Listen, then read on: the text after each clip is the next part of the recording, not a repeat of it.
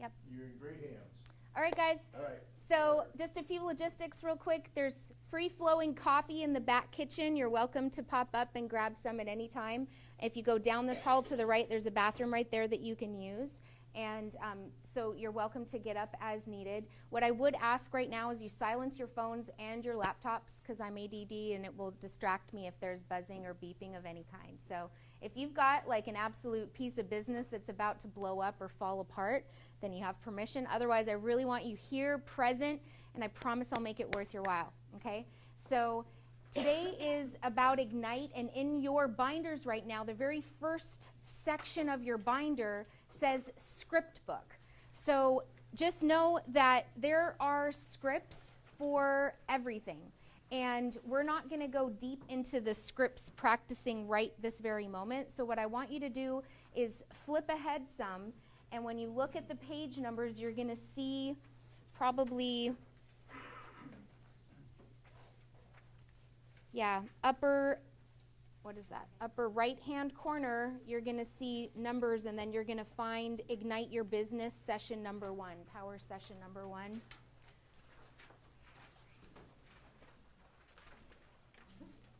Hey, pay attention. All right. So you're going to have to go a ways back, and then, oh, look right there. There we go. 65, and then right after 65, we'll find page 1 of Ignite Your Business. Are we all there together? Almost. So just keep going all the way back till we get to, so the way that Ignite works is it's a 12 session that you can take in order, or you can pop in, and you have access to all the information if you're with Keller Williams. So we'll talk about where to access all of that here shortly. So we're going to talk about igniting your business, and this is the foundation. I talk about the foundation blocks of your real estate business. Many times there are going to be moments in your career where you're just like, I'm a real estate agent. What am I supposed to be doing again? Like, it's hard sometimes. There's so many things coming at you that you forget, and your number one job is to generate leads.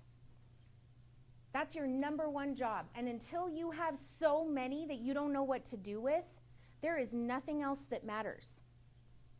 Well, I have to set up my website, or I have to get business cards. Actually, you don't.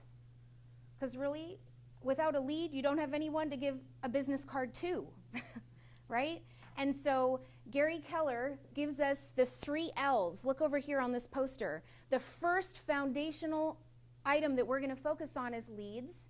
The next will be listings, and then leverage. And the reason for that is because leads are literally what are going to move our business forward. Transactions distract us many times. Now, do our clients need our attention? Say yes. Yes, they do, right? And do they need really great customer service? Yes. However, there's most of the time nothing that an hour or 2 of purposeful lead generation,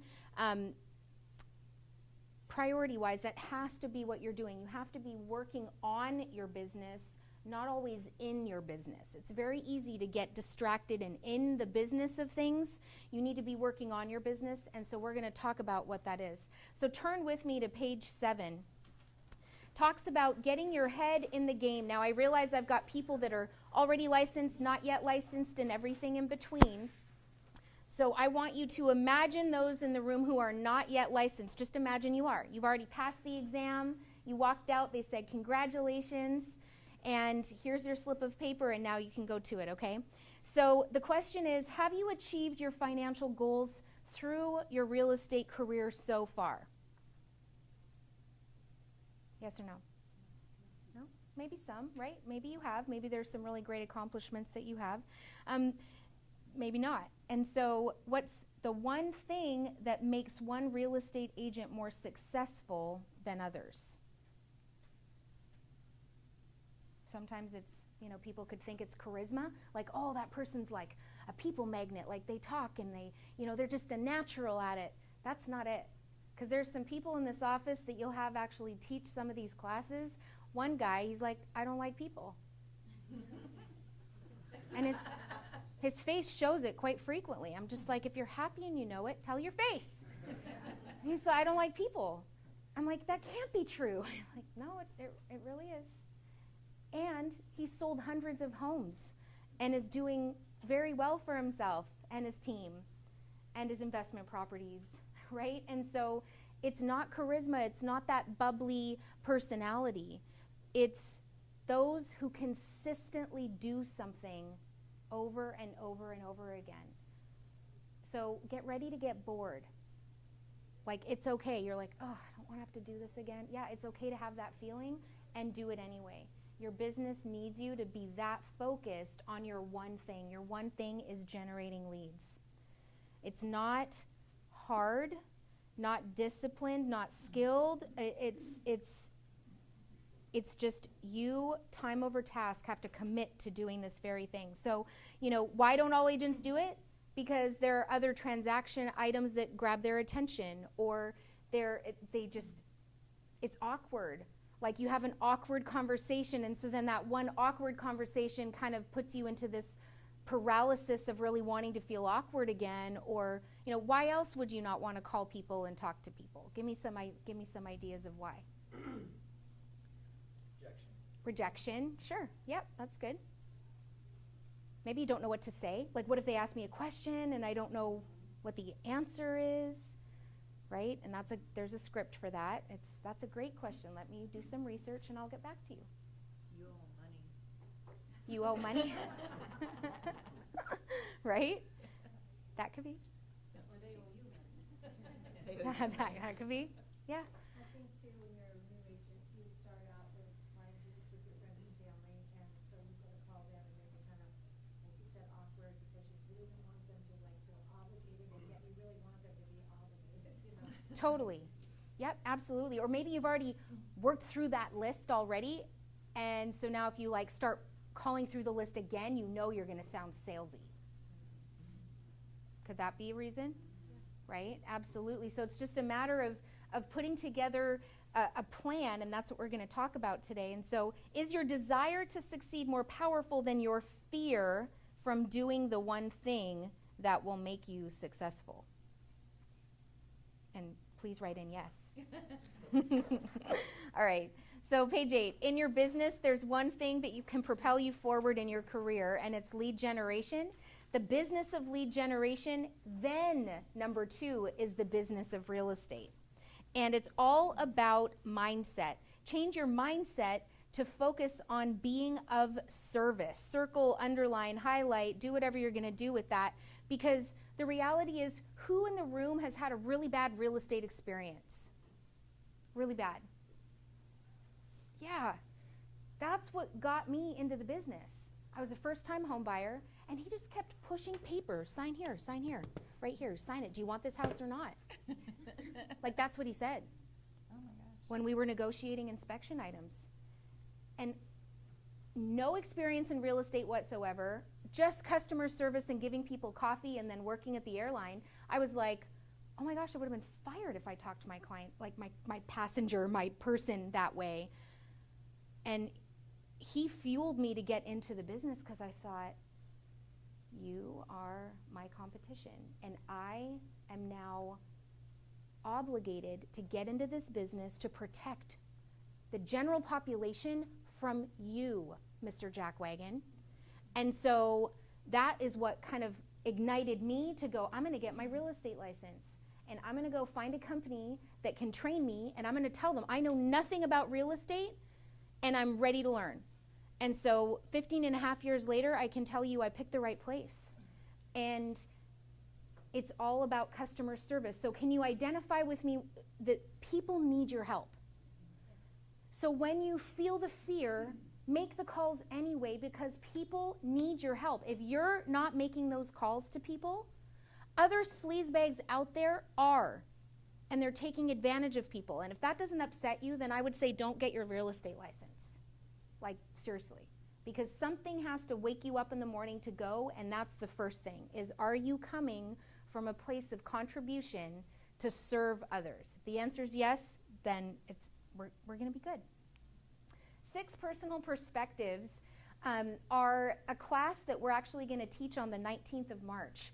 And it's a really great class.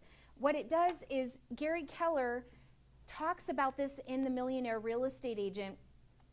The 6 personal perspectives. 1 is self-mastery. 2 is the 80-20 principle. 3 is moving from entrepreneurial to purposeful. 4 is learning-based. 5 is no limiting beliefs. 6 is being accountable. And so we're going to talk about how we can break down when he went to investigate the most successful people in real estate. That's how this red book came into existence. The Millionaire Real Estate Agent exists because Gary Keller ran a report, went to the top producing agents in the nation at all different companies at the time, and said, hey guys, would you come into a room with me and let's mastermind together about what's working in real estate and what's not. And from that, there was a core group of people, about 20, 30, that said, yeah, we're in. And from that group of people, they did a 2-day little mastermind session seminar where he said, hey, Jennifer, how are you building your business? What are you doing? And she said, well, it's all referral. Okay, perfect. And then he was like, hey, Nancy, what are you doing? She's like, it's all investors. And the one common denominator of these most successful productive agents is they'd all net $1 million in their business. There were many different ways in which they had done it, though. So then he said, are there patterns? Are there patterns? How are some people doing this? And this is where the 6 personal perspectives came from. It was that there are specific things that these successful productive agents are doing. And so we're going to jump in to the first one on page 10. It's self-mastery. All right, so page 10, self-mastery. Someone read what that says. Self-mastery is. Read that box for me, please. The possession of great knowledge, skills, and habits that make you the master of you. Absolutely. So when you commit to achieving self-mastery, number 1, you know your goals. Number 2, you know your strengths and weaknesses. And number 3, you know how to work with both your strengths and weaknesses to seek and master the necessary knowledge, skills, and habits to reach your goals. Now, it's 10,000 hours to master something. That's what it takes, 10,000 hours. So if there are certain parts of real estate right now that are frustrating you or you don't really feel like you're mastering, like, oh, open houses don't always work for me or door knocking isn't really, it's okay, well, go do it for 10,000 hours and then come back and let me know how it's going. And many times people just do that. They kind of dabble in one thing and then they get frustrated, burned out, and then they're like, oh, it doesn't work. The reality is it's the most successful people are the ones who do it over and over and over again. So like I said, get ready to get boring. Step 2, commit to the 80-20 principle. Will someone read that paragraph for me, please? The idea that 20% of your actions lead to 80% of your results may be one of the most powerful principles you can apply to your life. It's about getting the most from your time and effort. It's about maximizing your results. It's about having focus. And so that's what we're going to do here is we're going to identify what that is. What is the 20%? What is the stuff that you are absolutely going to do that's going to help you make money? Does that sound good? All right. Step 3, move from E to P. High achievers are always looking for the purposeful way. By doing this, they break through the ceiling of their natural behavior. So, Bobby, how long have you been licensed? 18 years. And so look at this graph right here. Natural ability is that first blue little bubble, right? You do things and things just start happening, right? And so you're like, oh, that worked, so then I keep doing them, right? And then what happens is, tell me if this is true or not, for someone who's been licensed a while, you then observe in our community of real estate agents that all of a sudden people kind of hit almost like this kind of ceiling. Like, so they sold, 25 homes, 25 homes, 25 homes, and all of a sudden it's like there's this thermometer, this thermostat, where it's almost kind of like this is just like what they do, and then there's really never any kind of breakthrough or anything. How many times have you seen that happen with agents? A lot, yeah. Right? It's just people feel, they almost kind of get to this place of they're just kind of stuck and they don't even know how to identify it. I think a lot of people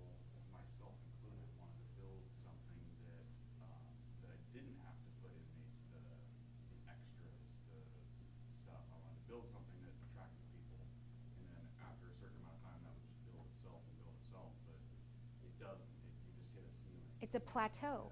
Yeah. And what he found is that it was common for everyone that he interviewed. Everyone had been there and felt that. And you know what most agents do when that happens? They switch companies or they get out of the business. They think that somehow they're going to change the environment that they're in and that the grass is greener because the fees are different over here, when really in the absence of value, it's about cost.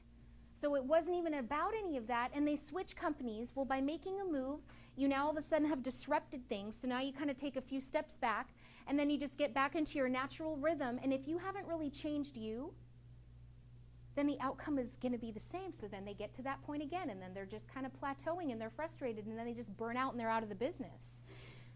Here's what happens when he researched these successful agents is when they apply foundational models, things that are proven to work, their business grew. Sometimes it was by 5 or 10 closings. Other times they could double their business.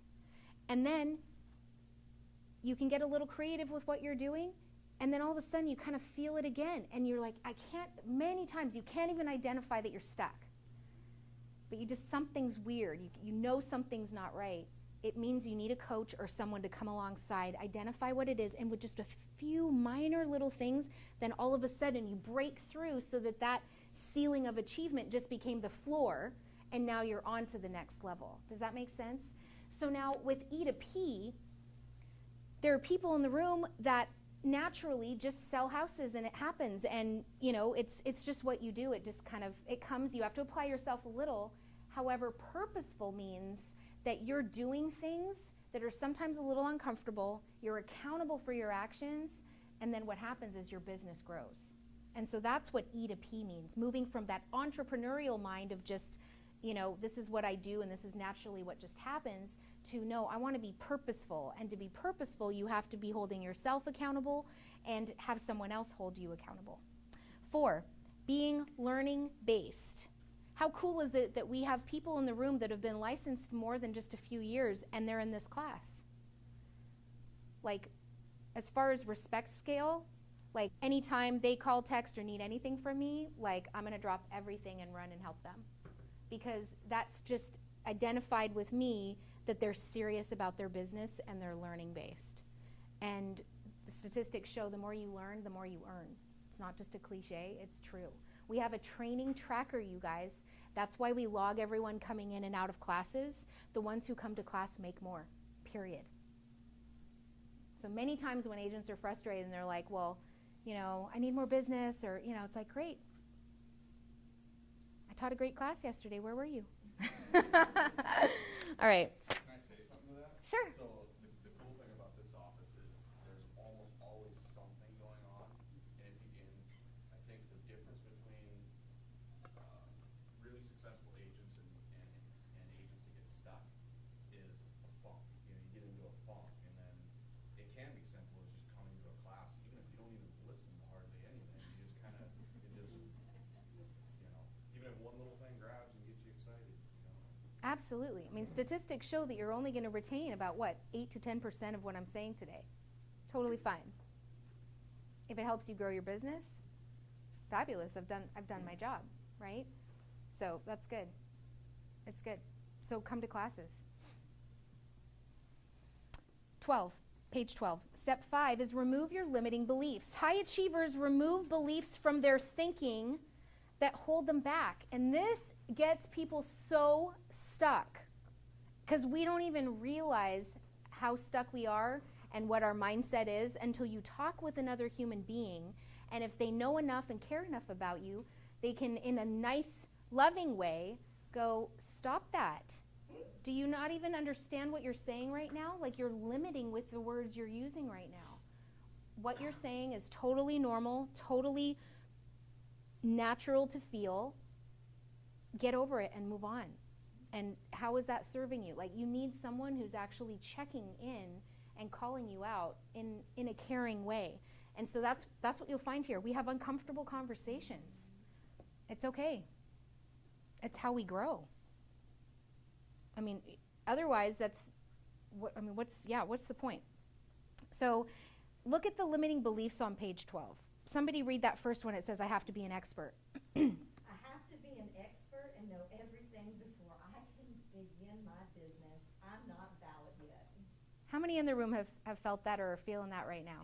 Right? Oh my gosh, totally. Yeah, all the time. I'm like, oh, I'm going to walk into this room, and if they ask me questions, I'm not going to know. And you feel the fear, and you do it anyway. Because I know that I want to grow, and I got to get into those conversations with those people. Read the next one for me, someone. Or should we have Michelle do it, because she's got such a cool accent. Do it again, Michelle. All right. I don't think I can achieve a profit goal that will fund my life this year. So the mindset is, oof. Yeah, Rebecca, you don't know what kind of debt I'm in. I could be. Or you don't know what kind of work schedule I've got. Or you don't know what kind of pressure I have on me right now with what's going on. Right? I think one of the things that Dan and I and Dave, really do work at holding each other accountable to is, we're active in the business to some extent to stay fresh and we're in the trenches with you on purpose so that we can say, no, we know what you're talking about. We're here, we're doing this, and we're running businesses. As a trainer, I'm never going to ask you to do anything I haven't done myself. I started in real estate $52,000, $53,000 in debt. And so there was just this mindset that was limiting me to think that no matter how hard I applied myself, I was in a hole that I could not get out of. And I'm telling you, that's not true. You got to get around people who will just keep telling you, you can do this. Or after divorce, have to go get a job, and I'm thinking, I'm going to step aside and do real estate full time. I still sold 20-something houses that year, working 60 hours Monday through Saturday. So it's not like I'm telling you, this can be done.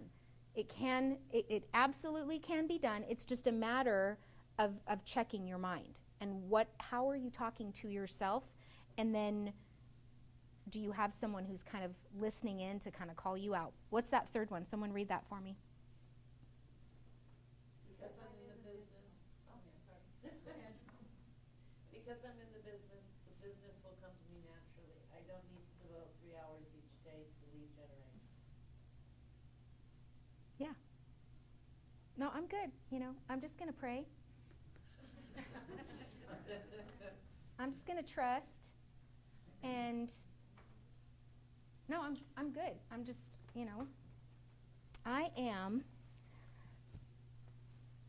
a listing magnet. I'm a listing magnet. I'm a listing magnet. I'm a listing magnet. People list their homes with me.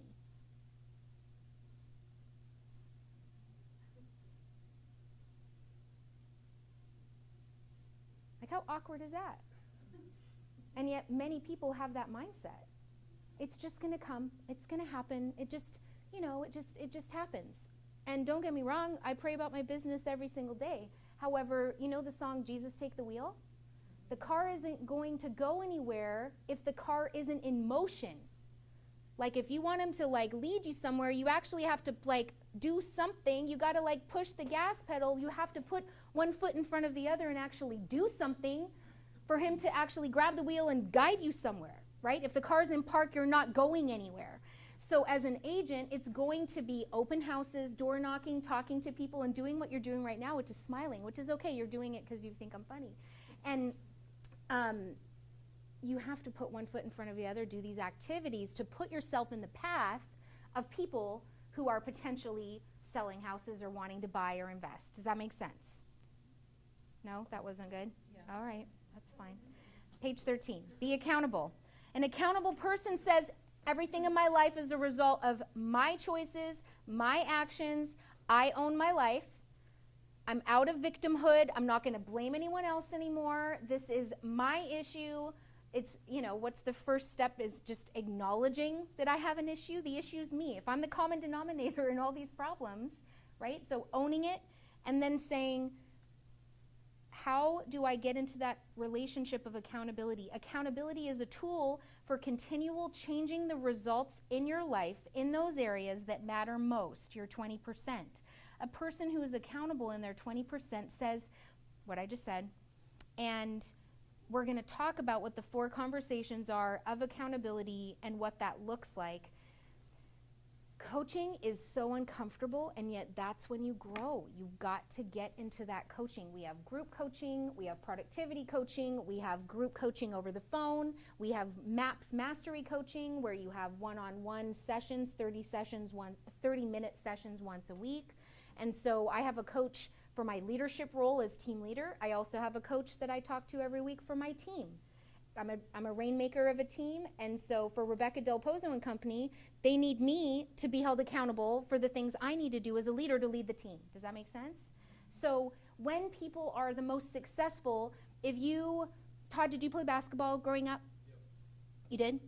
And so if you wanted to be really good at basketball, was there just, someone that was a couple grades ahead of you coaching you, or was it actually someone who was a few years older than you that was coaching you?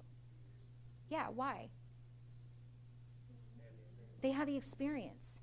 And so real estate is no different. If you want to do well at something, you don't go hire someone mediocre. You hire someone who's actually put in, close to the 10,000 hours or more that could actually tell you something good, right? All right. So how you're going to get the most out of this.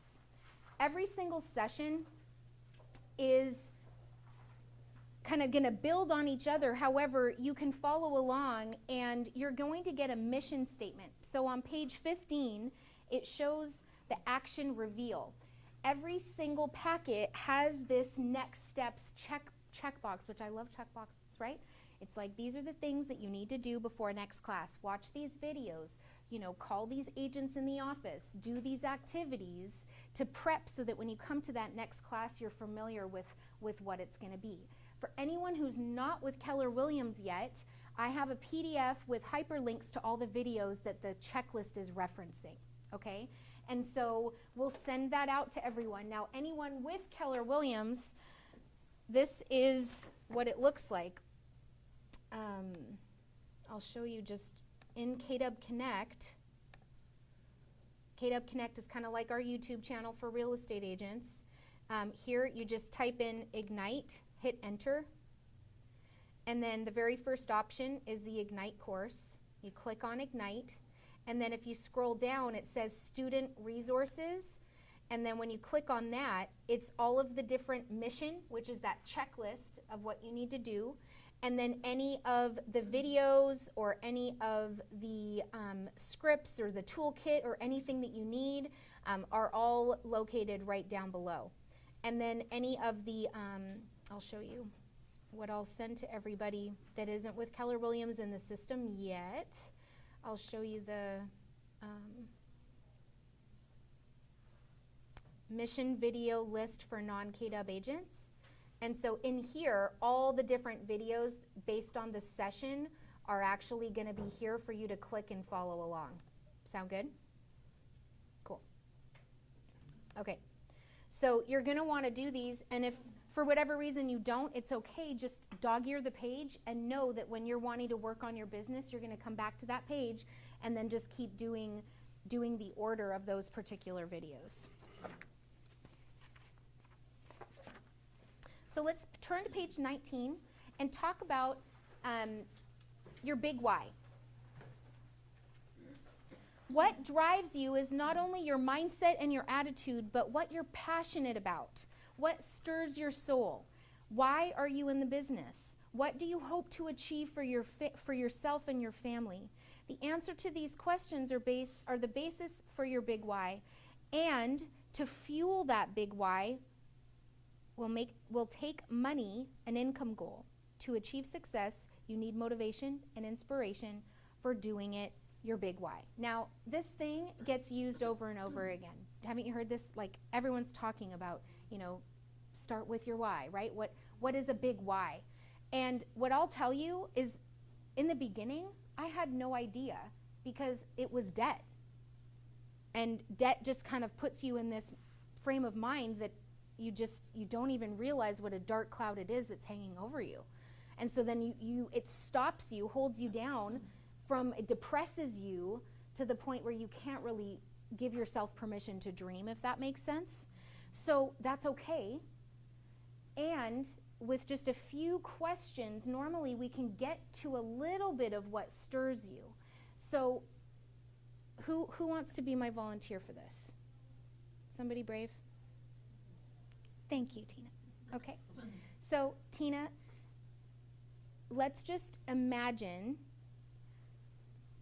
that it's 5 years out. Gary Keller says that anything that you set your mind to, with the proper plan, you can achieve what your goal is within 5 years. So you're 5 years away from that goal, okay?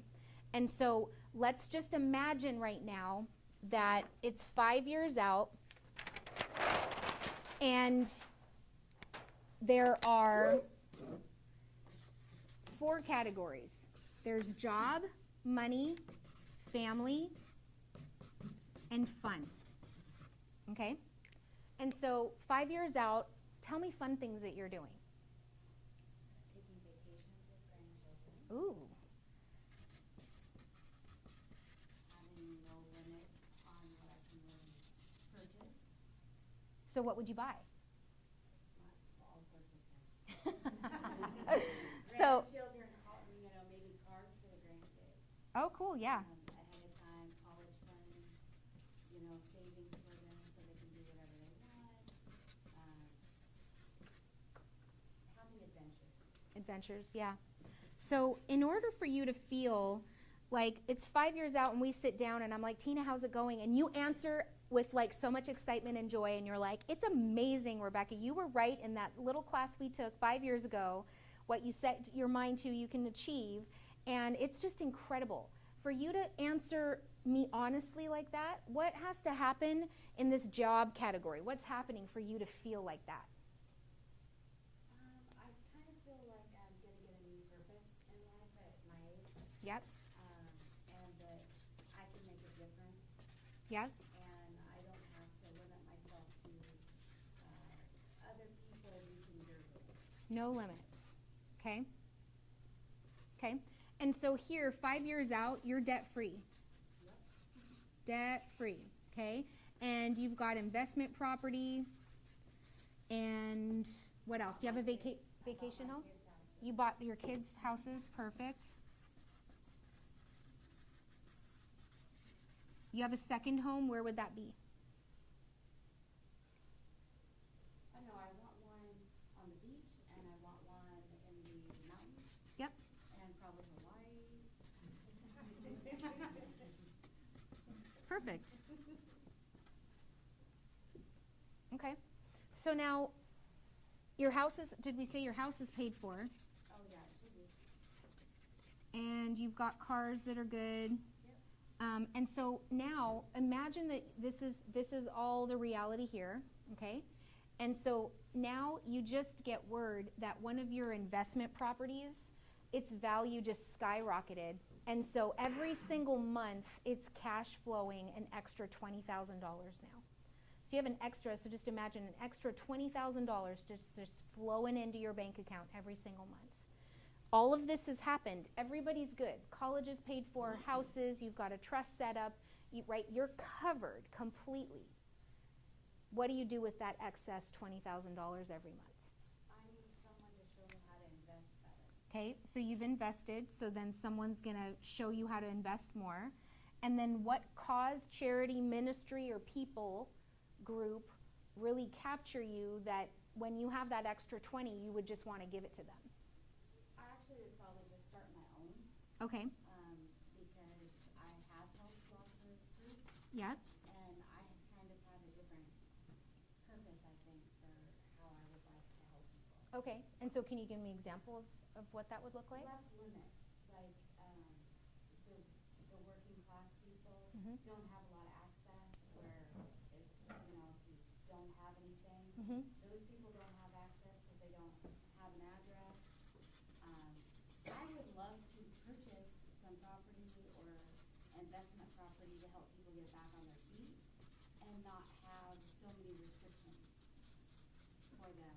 Got it. That's good. Okay. So we do this activity to get to her why. And so it takes a little bit for the brain to do this. You got to work your way there. But if I hear you correctly, it's that you want to create opportunity for people to get back on their feet again after what? Bad things have happened to them. Yeah. There's a lot of military who have issues. Mm-hmm. There's a lot of people that have had physical violence Yep. towards them. There's just so many things that get left out Yep. with everything. So then what happens is we're going to create a goal for your real estate income, and we're going to attach it to what you just said right there. Is that you're going to create a nonprofit, and then you're going to identify normally 2-3 causes that you just identified at a local level that you probably are already helping out in some shape or form by volunteering or whatever else, right? And then let's pick the military one. And so you go and you're a part of a local chapter, and then you tell them, hey guys, I took this class, my business plan in real estate is to serve this many families this next year. Every single house I sell, I commit to this many volunteer hours, and for $100 every single closing, I'm gonna commit this to you and your cause. Then you all of a sudden have that entire group of people that are gonna have your back and that are gonna want to send you referrals in your business. Does that make sense? Yeah. Now, as we've done this activity, if you're doing it with us, you're thinking the same things right now, right? And your answers are probably different than hers. That's okay. What else comes to mind when you get to that point of total surplus? What is it that you would want to do? Give me some other ideas.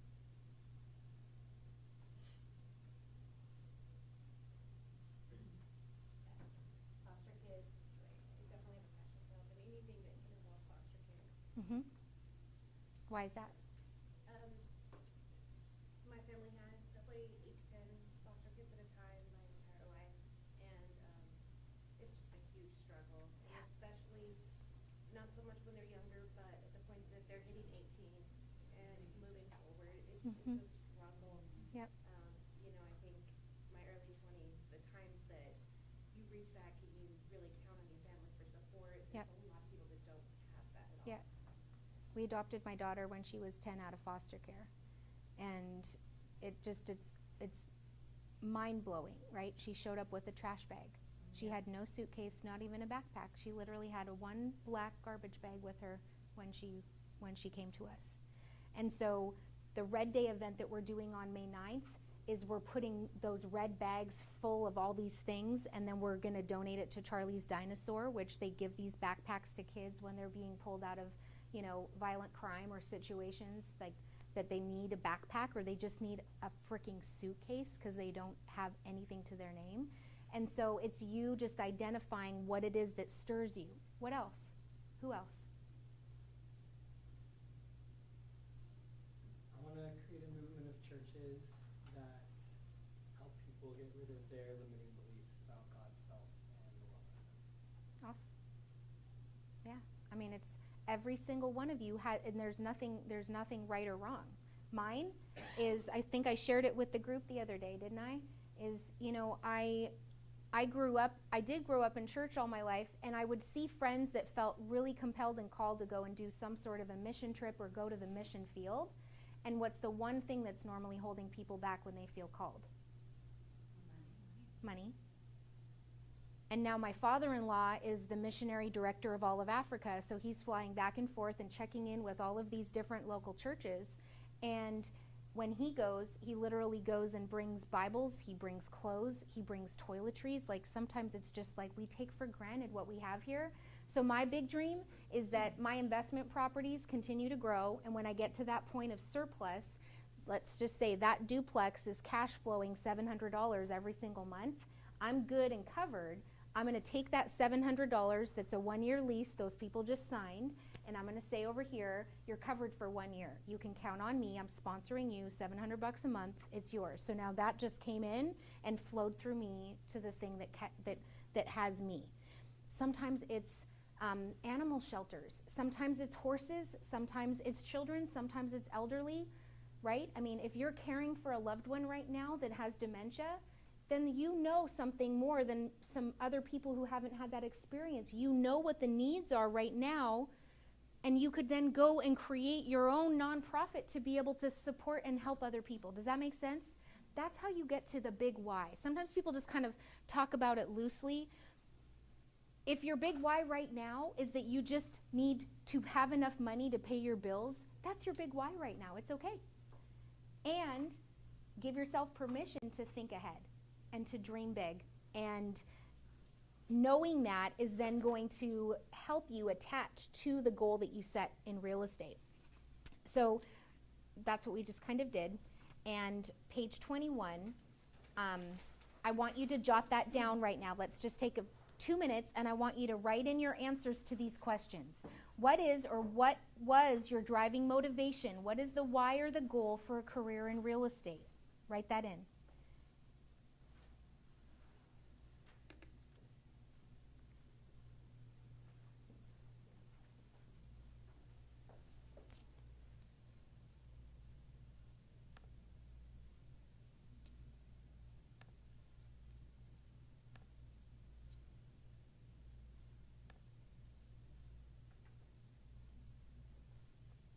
And then just keep working through those questions.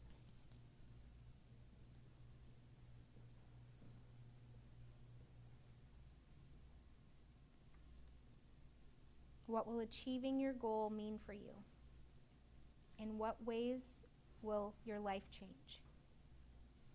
What doors will open for you?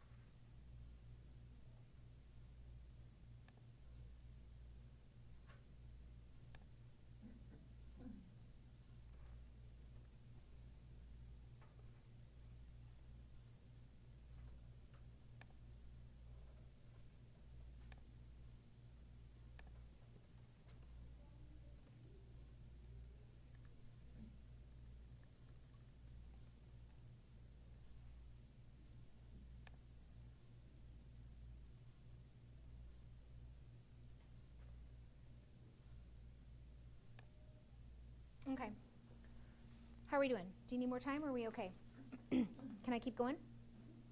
Okay, so now what happens is you've got to attach what it is you're doing, and I'm a huge believer in a vision board, prayer board, something that you can, I like visual, that's kind of how I learn, and so what I found over the years is doing a vision board every year for that particular year. I always, just kind of take not long, just, sometimes it's just sitting in my chair in the morning, thinking ahead to the year ahead and go, what's my word for the new year? What's the word? A couple of years ago, it was worldwide. And I was like, what the heck? I'm in Puyallup. Like, what does worldwide mean? And so what I would challenge you is whatever that word is for you, just go with it. So get an image, get a graphic, get something that like somehow speaks to you. So what I did was I jumped on Facebook And I created this private secret group, and it's just called Rebecca Del Pozo Worldwide. And so anyone that I've personally sponsored to Keller Williams gets dropped into this group, and this is one of the ways that I connect with them and share different thoughts or insights or whatever else. And Worldwide was on my vision board, and I can show you kind of what I did. Canva, CANVA.com, the free version. Canva.com is the quickest, easiest way for you to create images and graphics. And so if you go to canva.com, they have all these different images that you can go and use and drag and drop and create this digital poster. And so, you know, what is it that you want real estate to help you accomplish in the new year? So one year I was like, you know what, I think it'd be cool to take my family on a Disney cruise. We've never done like a vacation, and so I just jumped on Google and I said Disney cruise, and then I clicked images only, so that only images pop up. And the very first one is this one right here. And it has, it's hard to see from here, but it's literally this like clear water slide that goes like over the entire cruise. And I was like, how cool is that? Like, that's a pretty cool picture. And if that really is, like, if that's real, like, that would be cool. So you just hover over the picture, right-click, save image, and then drop it onto your Canva design. And so just do that with a bunch of different things. So for me, it was the Disney cruise. And then it was, I want to go snorkeling. So I found a picture that, you know, caught my attention. I'm like, all right, that's my picture. And then it was like, I want to buy a duplex. So I'm going to find a picture that represents what a potential duplex would look like. And so there's a duplex, just right-click. And then I just did this, just drag, drop, right? Just a quick collage of what that meant for me. And then once I did that, I screenshot it, and I have it as a background on my laptop. I have it as a screenshot on my cell phone. And so wherever I'm at, you can literally click and see this image. I have it posted on the back of my bedroom door. I have it in my office. And if you catch me with my purse on my arm, I've actually got a copy with me, laminated at all times.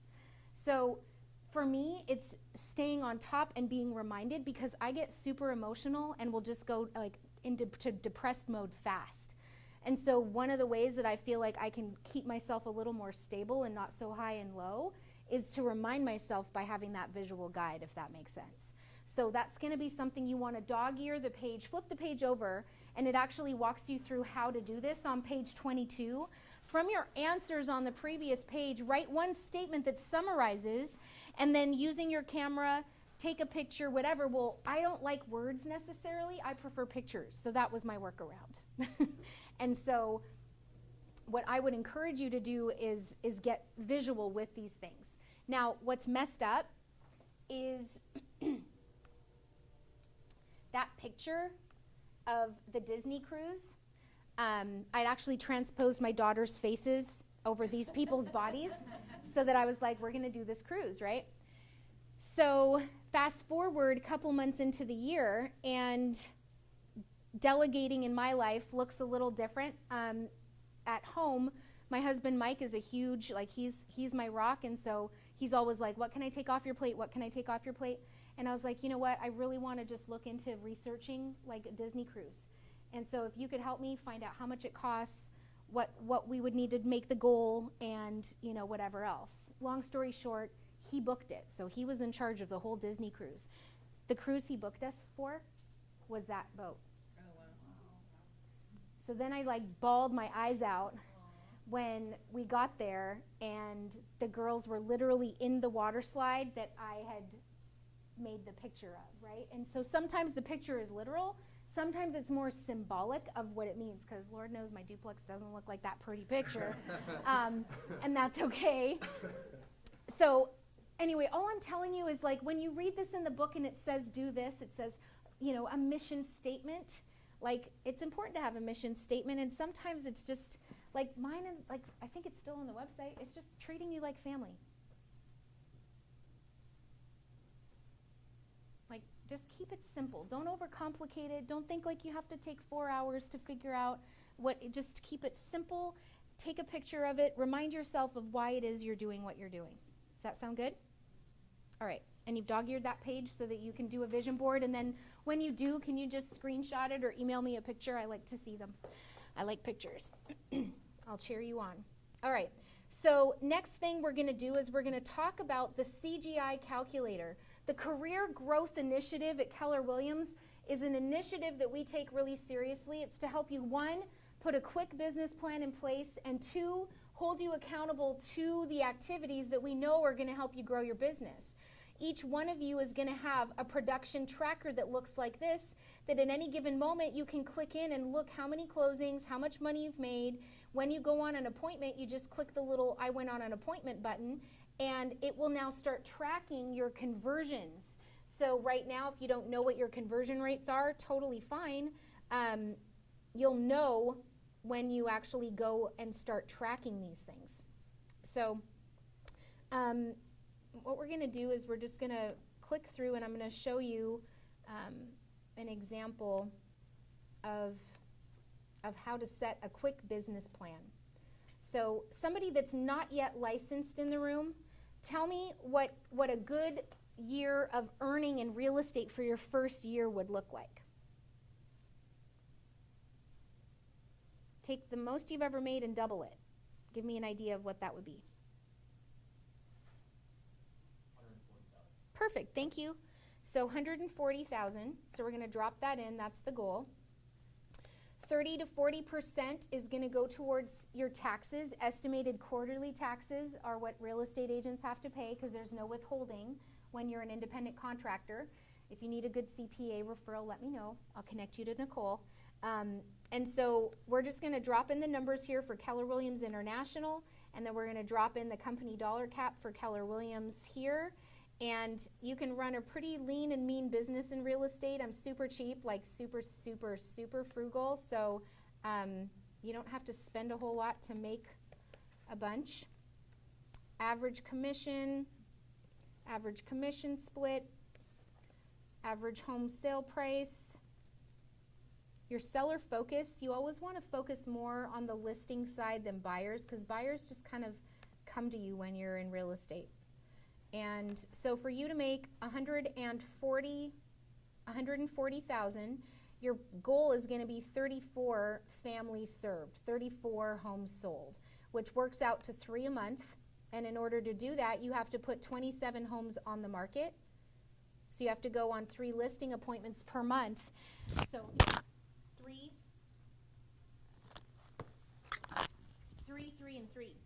3 listing appointments per month, 3 homes on the market per month, close 3 homes a month, and you're going to make 140,000 in real estate. So with the CGI calculator, what happens is it gives you this goal that now you take listing appointments, listings taken, closings, which includes both buyers and sellers, and now within the Career Growth Initiative, you scroll down here, and we're going to talk about what the 4 conversations are. So once you've identified what those are, how serious are you about making 140,000? For my first year? Yeah. That's a pretty hefty goal. Is that a mindset thing? Yeah, just Has there someone in their first year that's made 140, do you think? yes, definitely. There is, yeah. There's someone who made 180. So here what happens is you can literally, you can call them, right? You can go talk to him. His name's Andre. And you can just go, hey, what did you do? What are you doing to keep your business? He's here every morning at 7:45 doing script practice. And I'll never forget, like, he was here at 7:30 every single morning when I came in, doing his practice, doing his role play, doing all that. I'm like, I can tell you who the future millionaires are based on their activities. And so it can absolutely be done. So I'm going to write, so I probably shouldn't. Oh, sorry. Let's turn Facebook off.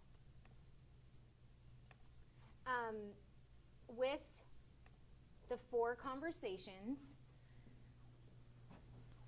this is what it would look like. So, appointments.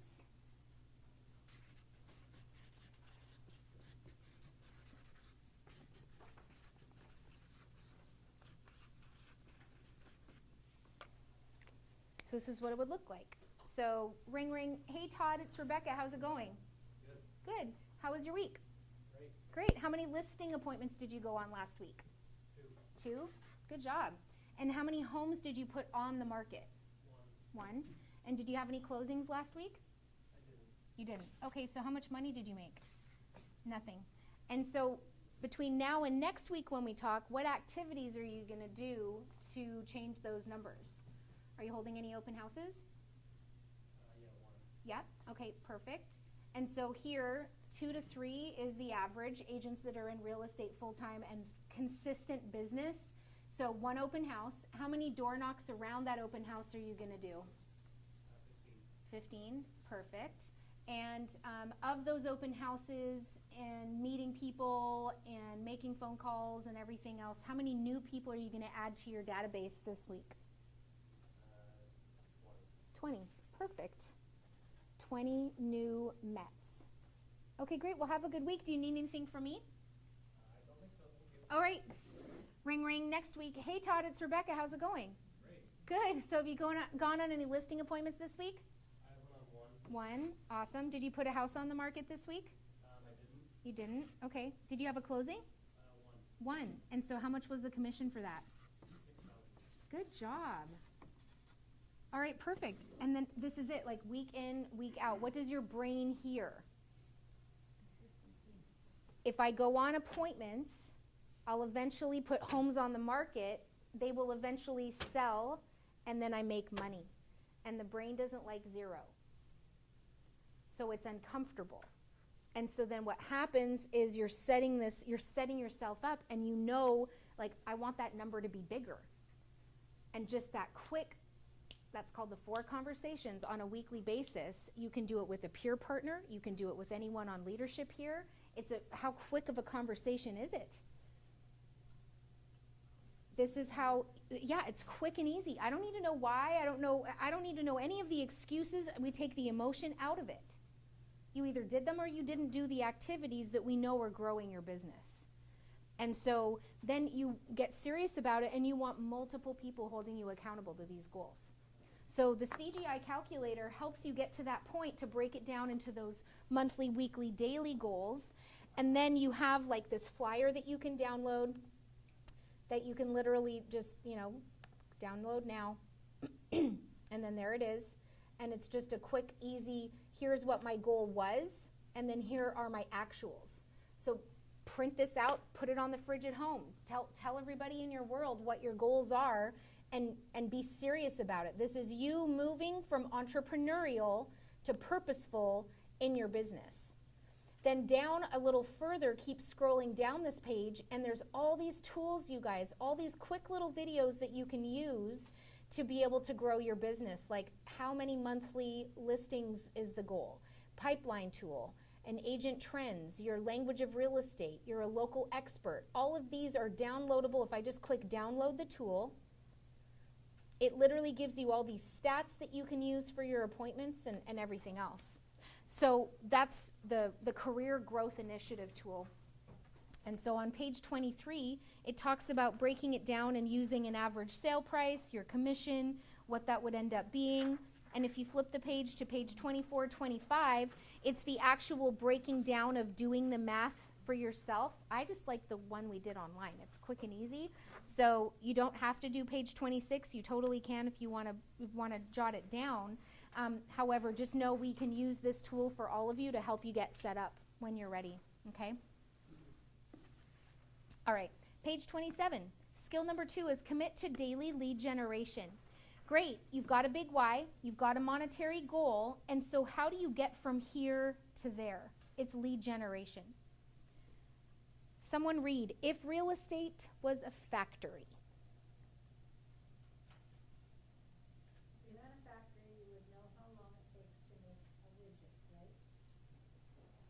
You would also know that if you didn't do step 1 at the end of the day, you would have no widget.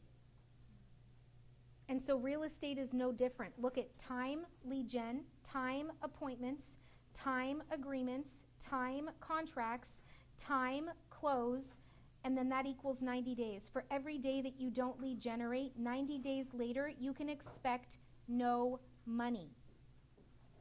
So take a day off. That's totally fine. That's why you probably got into real estate, was for freedom and flexibility, right? However, you can't have all the freedom, all the flexibility, and all the all the financial blessing if you're not ever doing the actual activities that are necessary. There's a great visual on 29. It's the lead generation funnel. And, you know, the whole goal is that when you've got a client, here's the client, right? The whole goal is to take care of that client and do right by that client. However, it's really not all about the client. It's about all the client's friends, families, work, co-workers. It's all these other people over here that you want to get purposeful about meeting. And so you take care of these people, however, to then be able to have access to all of their people. That's called sphere of influence. And so with the funnel, you want a plethora. You want so many leads coming at you that no matter what their time frame is, boiling down to that actual day of closing, you've got this consistency that's happening in your business. And so on page 20, it talks about, you know, a simple formula. Why can some agents make 100 calls a day and others fear the phone? It's because successful agents follow a simple formula. Number 1, leverage powerful scripts. 2, build the relationship. 3, you have to ask for business. 4, ask for referrals. And then 5, come from contribution. It comes back to your mindset, one of helping people and being positive. Focus on your goals, avoid attachment to the outcome, and you will succeed. If you truly just come from contribution and wanting to help people, you just call and go, hey, how's it going? How are things? How can I help you today? And some people will go, I don't need any help, I'm good. Okay, great, it was good to hear your voice. If you ever need help, call me. Like, that's it. That's lead generation. And then over time, when they get that sense that you actually care and that you will help them with whatever they need, then what happens is people reciprocate. They want to. When you bring something of value to someone, they want to reciprocate. So we're going to jump into page 31 now and talk about the quality is in the quantity. There's 4 daily habits that we call the 10-4. And so many times when I'm just like distracted by all these different things swirling around me, I grab a blank piece of paper in my notebook and I draw 10 4 times. 10 new, 10 connects, 10 note cards, and 10 home previews a week. And so what Dan was saying is if you're not yet licensed, you can be previewing homes by going through open houses right now. Meeting people, networking right now, and kind of getting an observation. If you want to go and shadow any of the agents in our office, just send me an email, say open house shadow, and I'll send you who the good ones are to go shadow. And the 10 new is how do you go and make new friends? Tell me. What activities did we just talk about? Yeah, you can volunteer. Yep. Open houses. Door knocking. Just smiling wherever you are. Like you're in Fred Meyer line and you just like strike up a conversation with someone. Like you just. My daughter hates all that. That means you're going to do great in real estate. Okay. What else? You can make calls. So one of my favorite is the business to business calls. This is how I feel like it's easy for me to get kind of warmed up and ready to make calls to maybe people who are a little more cold or not so hot. And that's coming from contribution with local business owners. And so it's you in your line of work. How many times, Tracy, does a client ask you, do you know a good carpet cleaner? Oh gosh, every day. Every day. Yeah. Yeah, like all the time. Carpet cleaners, plumbers, roofers, window washers, electricians, landscapers, right? Clients expect you to have your own Angie's List. And you do. It's called a Homekeeper app. And what it does is it literally gives you the list of people to call so that when you're like, okay, I need to add, 5 new people to my database today, specifically business to business. I want to go support local business owners. I log into my Homekeeper account, and what it does is it triggers and tells you, hey, here are vendors. So you just go add more vendors, select a category: chimney specialist, electricians, exterminators, gutters, HVAC specialist, irrigation specialist, landscapers, planers, plumbers, realtors, air duct cleaners, all. Like, it keeps going. Rug cleaners, screen and enclosures, seal coating specialists, security systems, septic systems, sewer drain, sewer line inspector, sewer repair, sheetrockers, shower doors, shower installation, shower pans, siding cleaning, sink and tub reglazing, site engineers, skylights, sliding door specialists, snow removal, solar specialist. So there's no, why do I keep doing that? It's when I'm sitting down, I guess. There's no shortage of who. So you just have to use this list to trigger and then just Google local business owners in these categories. And what I would highly recommend is that whatever counties you're going to be working in, you need 3 deep in each county. You need three carpet cleaners for Pierce, 3 carpet cleaners for King, 3 carpet cleaners for Thurston. And then that should be the goal, is that you want 1 in every single category, and then you want to beef it to 2 and then 3. Because chances are, like, you need a junk remover. You need a junk remover in every county. So help me, how many times do people not move the stuff out that they're supposed to? Oh, it happens so much. Do you know a guy? Do you know a guy that if you texted him, that him and his crew could be out there in the next 5 hours? If the answer is no, that's your number 1, because you need to explain to someone, hey, Mr. Junk RS, like, this is what's going to happen in my line of work. I'm going to need you. There's going to be a day where I'm going to text you and be like, it's on. We've got 5 hours to empty out this property. Do you have the manpower and the crew? And he's like, yep, I got you covered. Perfect. Thanks so much. I'm saving you to my phone. I'm adding you to my free Homekeeper app, and I look forward to sending business your way. Did I ask for a referral? No, I didn't. I'm coming from contribution first, and then I'm going to follow up with him. What kind of follow-up am I going to do in the next few weeks? Send him a note card. Like his Facebook business page. Look for an opportunity to send him some business, right? I need to prove to him that I'm not just all talk. Otherwise, I am just a salesperson. But if I'm a true business owner coming from contribution, I told him I'm going to find him some business, so go find some business for someone. And all of a sudden, another agent in the office says, hey, I need a guy. You're like, I got one. And then you're the conduit that just connected. What is the junk remover guy going to think of you? Hey, I just gave your name to my whole entire office. Hope that's okay. Look forward to sending business your way. A few things like that, and then I have no problem calling him and going, hey, Dylan, you know what? I've sent you like 3 different deals, and you've done a great job on those. And so I'm just curious right now, of your top 3 real estate agents, have any of them given you any business lately like I have? Let's have lunch. Right? Yeah, when you want, yeah. Absolutely. Because now you've proven yourself to be valid. You came from contribution, and now it's not going to be a weird, I didn't call him on my first conversation and be like, do you know anyone who needs to buy, sell, or invest in real estate? Okay. So that's how I personally find it easy to lead generate, is start there. Start with local business owners that are going to understand the grind that you're doing right now to build your business. Their businesses are based on referrals. They are lead generators. They just so happen to clean carpets. They're lead generators. They just so happen to haul away junk. They're lead generators. They just so happen to wash windows, whatever it ends up being.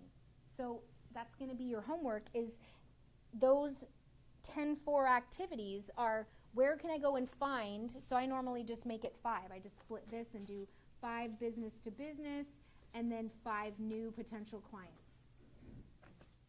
Then the next is 10 connects. Those are people who already know you, like you, trust you. Friend them on Facebook, you comment, you message them, you text them, or you're driving through and you're like, hey, I just drove through your neighborhood, was thinking of you. How are you guys doing? Don't bring up real estate at all, period. It's just a connect.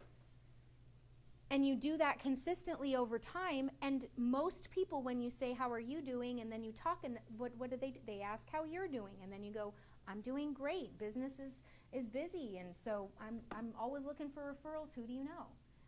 If it doesn't go there, though, it's a connection. That's all you're doing, is just being purposeful and connecting with people.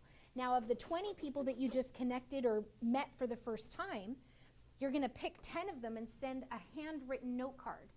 Pop your business card in. It was great to, hear your voice today, or thanks for meeting up with me, or thanks for taking my call, and look forward to sending business your way. A note card should never be longer than 2 lines, 3 max. Otherwise, they just get daunting.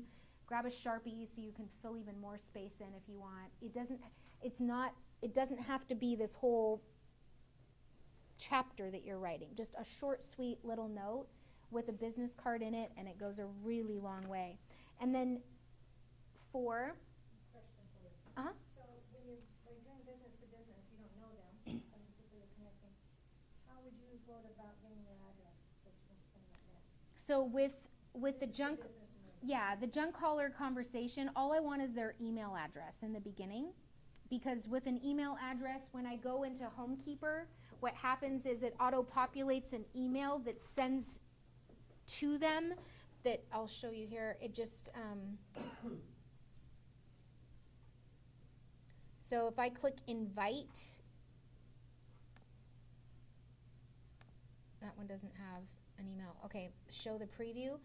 Homekeeper has already created and auto-populated this whole invitation that gets sent to them that says, claim your spot on my free app. And then when they click there, they're the ones who put their phone number, their website, any of that more detailed information about their business into their profile on your free app. So normally that's all you need in the beginning is just an email address to be able to send them that follow-up. All right, next one is preview 10 homes for sale every day and visit 10 in person a week. And so you do this to just get familiar with homes. You do this to get familiar with, it's normal to have raised countertops in this particular neighborhood. That was just a builder's standard when he built. Or no, that's an upgrade right there. That was supposed to be just, a regular bathtub, but that's a soaker tub, and so someone probably paid extra for that. The way you get confident to talk to your clients is by previewing properties. And so you can go do that by walking through open houses right now. You can go and preview any of our listings and, give feedback or not. You can preview houses so that you get familiar. How many times when you're showing houses, Todd, does the client go, oh, have you walked through this one before? Like, people sometimes assume that in real estate, like, that's all we do all day long, so I think we probably should do that. We should do that. In All right. MLS is showing time where you look to see if it's okay to just go into a home. So in the MLS, when you're looking at a listing, the phone to show number will either be zeroed out, and that means you can literally show at any time if the agent notes say you can. If it's lived in, then you would use showing time, which is just a service that notifies the seller that someone wants to see the house.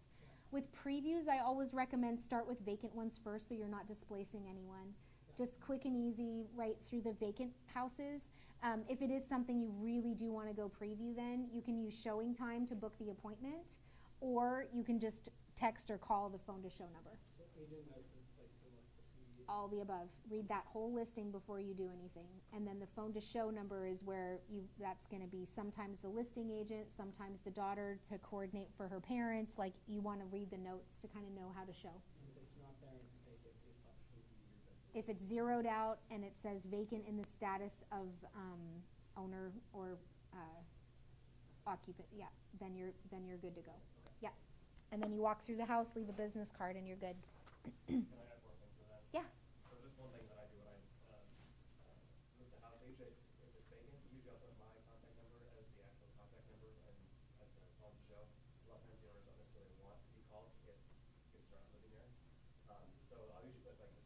listing agent, just to let you know if you're gonna go through the order like that, just to give you a heads up, because I've had two people go through, previewing it, and then either one, leave doors open, leave all the lights on, and it's just like, seriously, come on. Mhm.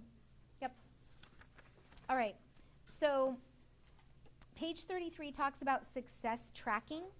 And there's a My Tracker online if you go to daily104.com. There's a bunch of different tools. Sometimes you guys, like, seriously, don't overcomplicate it. Sometimes the best thing is just a notebook. One place that you're going to jot down all the information that you don't ever want to lose. Don't write anything down on Post-its. Don't write anything down on, napkins, and just always have one place that you're just going to track people. So then you're ready to then drop them into your database and then do the next thing. So this is just a few different options that you can use for success tracking. And it shows what happens there when you're doing it with specifically for Ignite. So get familiar with what that looks like on page 34. Every time you do an activity, you just hit the little plus button, and once you've hit it, then the little star, the star happens. All right, so let's take a quick 5-minute break. We'll come back at 35 after. All right, guys, we're gonna get back. Let's watch this video together. That leads to desired response. So instead of talk. Hi, I'm Jeff Glover, and I'm going to tell you the top 5 things that you need to know about using scripts. Step 1, you're going to need to get your scripts from the top agent in the office, your team leader, a math coach, or of course, television leader. Step 2, we're going to need to do a total transformation of instead of talking and telling, of asking questions. Selling isn't telling, selling is asking a series of questions that leads to desired response. So instead of talking so much, we need to get in the habit of asking questions. And asking questions gives us control of the conversation. Control of the conversation gives us our ultimate outcome, which is an appointment set or closing. Step 3, we need to listen with good intentions. And what I mean by that is we need to listen to their answers instead of just listening to them talk and asking another question that comes to mind. For example, instead of asking a seller where they're moving to and then going on to the next question, how soon would you like to be there, ask them, where are you moving to? And when they give you a response, ask them, what takes you there? Step 4 in becoming better at scripts is we need to learn to mimic, mirror, and match the prospect. What I mean by that is we have to listen to their tone of voice.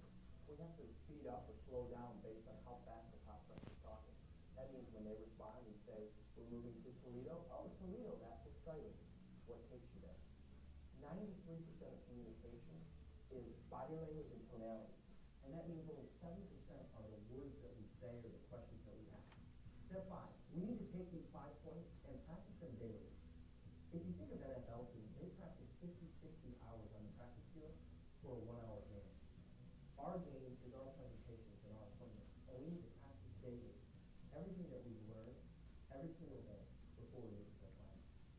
When it comes to scripts, my biggest aha is that everybody has their own scripts. We're pre-programmed to have scripts, and we're talking and asking questions that are scripted. However, what we found is that most of our own scripts are no good. And so we have to learn the right scripts, the right questions, to maintain control of the conversation. Thanks for watching KW Connect. Make it a great day. So funny. I literally saw him at family reunion a couple weeks ago, and it was so weird because I'm like, he looks so familiar. I feel like I know him from somewhere. Like, oh, that's a guy. That's the guy, the script guy. And so then, oh, stop. So then I was at, I don't know where I was at. I was at one of the MAPS, it was a MAPS coaching event, and we were standing there, and this lady came up to me. She's like, okay, this is going to sound really weird, but did you record a video on KW Connect last week about a listing appointment, and you were wearing a green blouse? And I was like, yeah. And she's like, oh my gosh, we watched that in our team meeting. It was so funny, and I saw you, and I was like, the exact same thing happened. I thought that was hilarious. So I'm a star. No. All right, guys. So scripts is huge. Andrew just asked me, he's like, I had this awkward conversation, what do you do? It's like, I love questions like this because some of them are going to just be awkward because what you're doing, no one else is doing. No one else is doing. You think other people really are, but they're not. And so, you know, sometimes there are awkward conversations with people like, well, why are you asking? Like, why are you being so nice to me? Or what's the catch? Are you going to spam me or whatever, right? And go, oh, you know what? Totally get it. If you don't want to give me your email right now, it's fine. I understand. Like, it just be easygoing about it, and then don't let that discourage you from following up with them. You know, show them that you mean it by liking their Facebook business page, looking for business to send their way, you know, and then just call them or text them later or whatever until they trust you with their email address. Scripts are huge because if you don't like the way things are going, it's probably on you for not asking good enough questions. Like, didn't you hear that? It's like just a few key questions. Why is one of the best? Why is that important to you? You know, and then the other part is you got to read people. So, you know, back in the day when I worked at the airline, if someone walked up and they were in a hurry and they were standing at the counter and they were like this, then I was doing everything super fast and I would just be like, hey, have a great day, blah, blah, and let them go. And they'd be like, well, do you need anything else from me? No, I got it handled. Oh, thank you. That was easy. The same goes for clients. If you're sitting in a conversation with someone and they talk really slow, then you have to match them to some extent, because if I start talking really fast, I'm going to lose them. They're going to just go, like, they're not even going to listen to what I'm saying. And so what he was saying is your body language is everything. One of the best things you can ever do is always extend a handshake.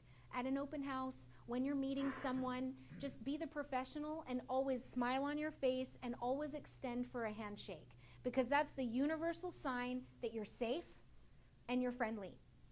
And for whatever reason, I don't know why, we have kind of lost some of that sometimes. People just kind of awkwardly stand, and then there's just, so don't be awkward. Be the one that's just kind of forward and initiating that interaction. People remember that. And put people at ease. So scripts are an important thing. We're gonna dive into together here a little. And so scripts, page 36, are a way to move from E to P. All top agents use scripts and practice them daily. And like he said, many of the scripts we use aren't good. So, you know, I remember I went to this class Gene Rivers taught. And he goes, how many in the room have listing appointments that last for hour and a half to 2 hours? And I was one of them. I was sitting there going, oh my gosh, sometimes they just go on and on and on. He goes, you're not using the right script. And I was like, okay. And he goes, if you use the right script before that appointment and you answer a lot of their questions up front before you even walk in the door, there's no reason you should have a listing appointment that's longer than 45 minutes, 1 hour max. And I didn't believe him. And I sat there with an open mind and was like, okay, I have to change the way I'm doing some of these things. And sure enough, wouldn't you know it, this guy that had sold over 700 homes knew what he was talking about. And I took some of those ideas of pre-qualifying the appointment before I showed up and asking some really good questions before I walked in. And then all of a sudden, I'll never forget, it was like, the joke is now like 17 minutes. This one guy, he was so high D in personality, like so direct and driven. I walked in, I had my whole little presentation ready, right? I was ready to sit down, but I could clearly pick up that he was like, let me just show you the house real fast. And we were just like walking through the house, and I was like trying to take notes. I grabbed my phone, I hit record. So I was just listening to his voice. Like a lot of times I do that. I just put my phone on voice record, throw it in my back pocket, and just follow them around. Because then the seller is using words that if you just remember those words and put in the marketing paragraph, they're going to think you're genius because they're their words, right? Oh, because we spent this much on this particular brand of whatever. And I'm like, I've never heard of that brand before, but I'll like make reference of it in the marketing paragraph, right? And he was just so go, go, go. And he goes, all right, so how long do you think it's going to take? I'm like, to sell your house? Or to sign the contract, which one? And he goes, to sign the contract. I just want to get this done. I'm like, got it. So I just skipped through the whole thing, and then right here, sign right here. Okay, perfect. And he goes, do you need copies of this or whatever? I'm like, I'll email you later. No big deal. He goes, great. Have a good day. Thanks so much. Like 17 minutes in and out. And we did all the other stuff we needed to and I was ready to move quickly because I could read him. And that's important. You have to have a script, and you've got to be ready to just flow with the conversation. So the ones that do go crazy long, I'm always like, ooh, that was me. I didn't set an expectation clearly.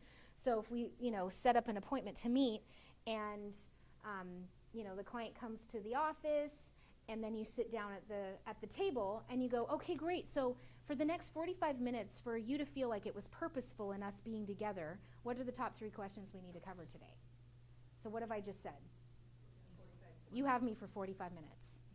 And I've got an alarm that's going to buzz and beep, and we're going to be, right? So you're setting an expectation. Same with the seller, it's, hey, when I come over, it's going to take about 30 minutes for me to walk through the house with you.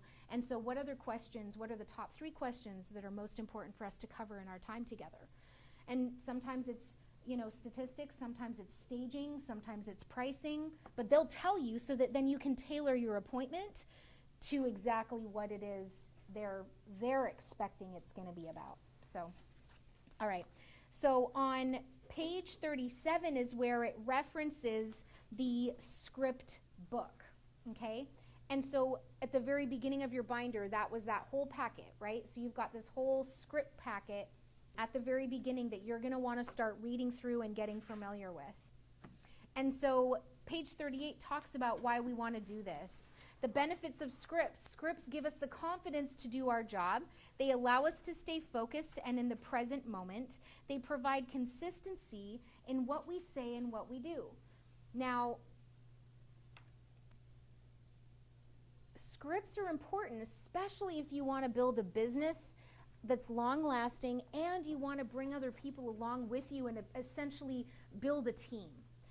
If you ever want to have an assistant, scripts are important because you just naturally say all those things. That person isn't going to know those things to say. And so what I recommend is as you're doing certain activities, record yourself, transcribe them into text, and then you can start building your own operations manual of how Holly sells houses. These are the scripts, and this is kind of how she wants things to be done so that when she hires her assistant, the assistant knows what that pre-qualification question sheet should sound like. So learning scripts, let's go back to the mindset for a quick minute. What are your limiting beliefs about scripts? They sound fake. Absolutely. What else? They're canned. Yep. What else? You may not remember them. So you're like, oh, I need a script and I don't know what it is right now and I could really use one, but you don't remember it in the moment. Yep. What else? It could keep you in a box. You feel like it's keeping you in a box. Okay. The person you're talking to diverts from the script that you're on. They're off script. So now all of a sudden you're off script because they went somewhere the script, didn't prep for you to be, and then you're like, yeah. It doesn't feel genuine. Mm-hmm.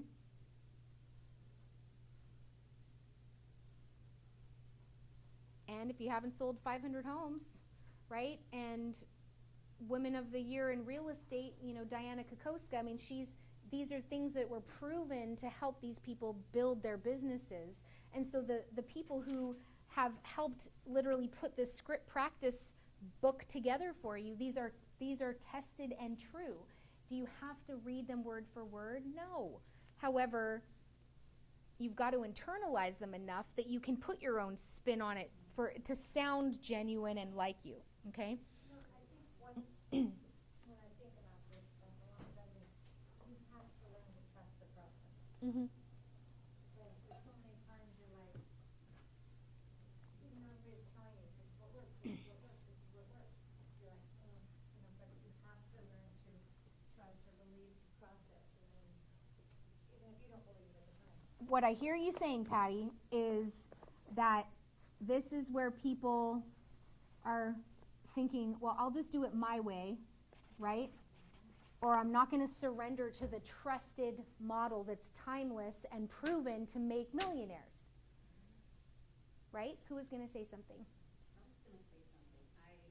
I was dragging my feet about scripts when I first started. I was like, this is ridiculous. It doesn't even sound like me. But after Bold, I actually have a script partner that we run scripts Monday through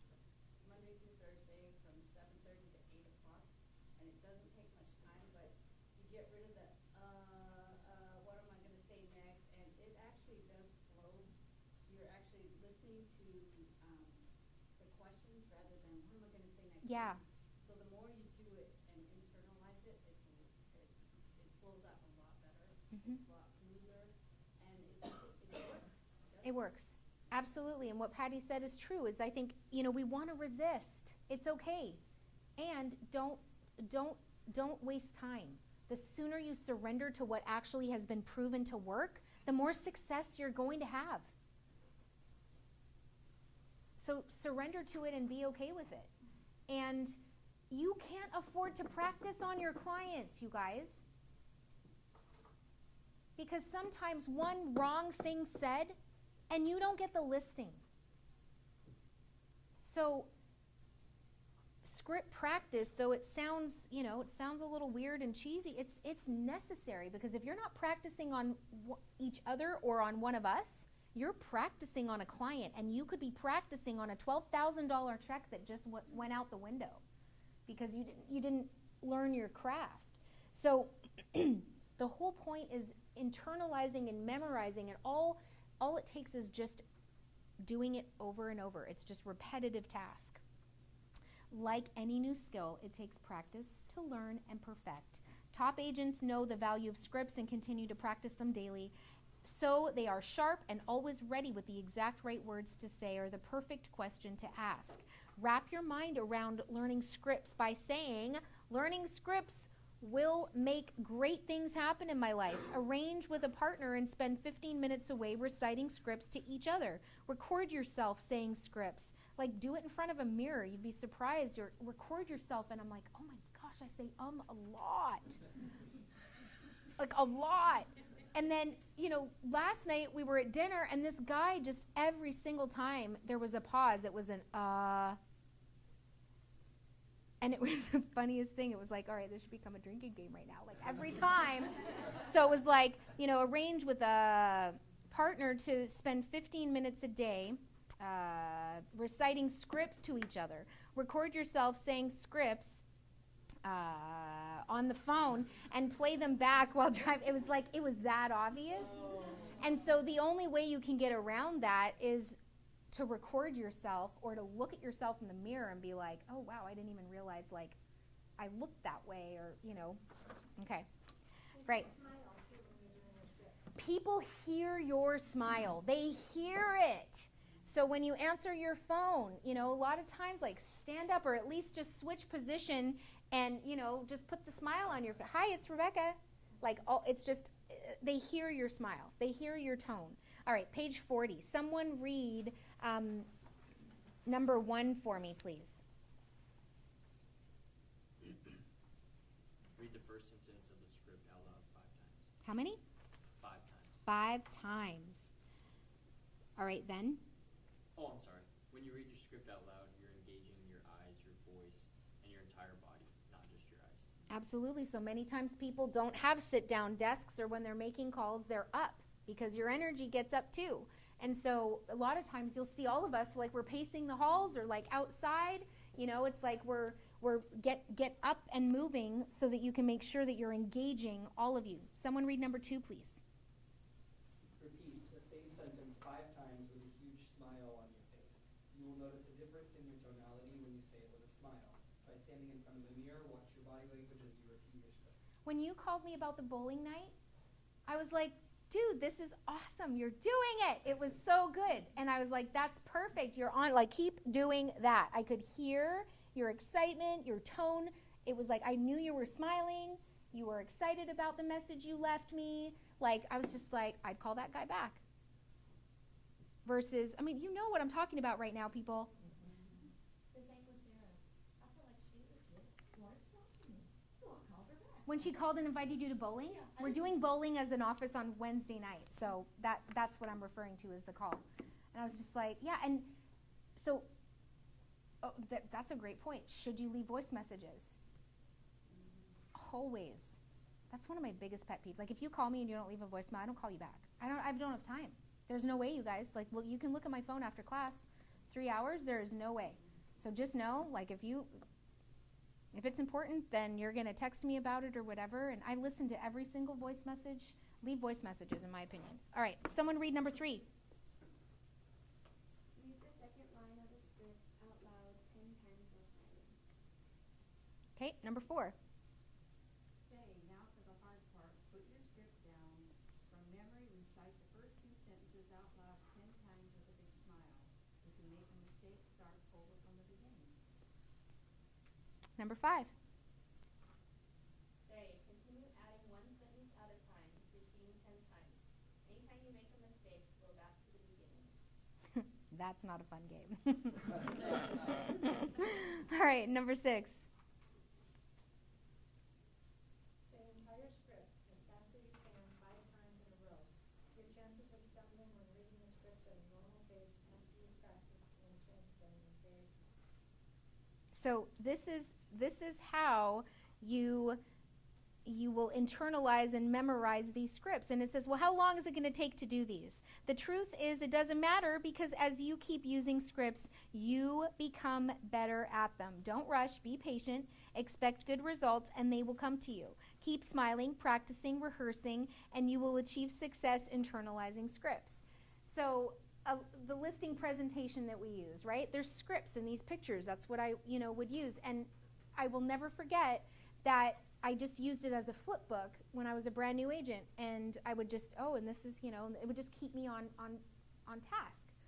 And I remember there was something and I was saying, and all of a sudden I hadn't flipped the page there, and I was saying it. And I was like, that was the coolest moment ever. Like, that meant it's in there. It's in there somewhere. This is a good thing, right? So the only way you're going to get there, though, is to do it over time, okay? So everyone is going to take turns practicing scripts, and on the following 2 pages, you're going to find 4 scripts to use for calling people you know. So choose one script that suits your best status. So new to real estate script, new to Keller Williams script, remind them you're in real estate script, new to the area script, stand up, follow the memorize in 6 steps process on the previous page, and then with a partner, turn with a partner, saying your entire script as conversational as possible. Then switch roles with your partner. So on the next page 43,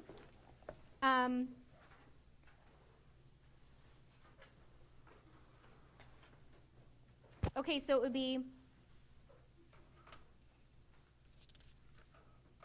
let's do number 2. So Lauren, you just came here to Keller Williams, so this would totally be normal. So it would be, hi, this is Lauren. Do you have a minute? I'd like to share some exciting news with you. I'm not sure you saw my Facebook post or not, but actually, I'm the one helping people make a move, and this time, I'm the one who actually made a move. I moved my real estate business over to Keller Williams and just got recruited by the #1 real estate company in Pierce County. Because my company name has changed, the level of service I offer to clients hasn't, and so my clients will continue to get all the enthusiasm and hard work that I bring. As you know already, I'll do whatever it helps takes to help people. May I count on you to help me grow my business? Does that sound salesy? It does?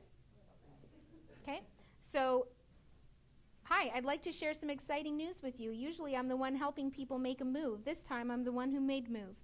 I moved my real estate license to Keller Williams just because my company name has changed, the level of service I offer to my clients hasn't.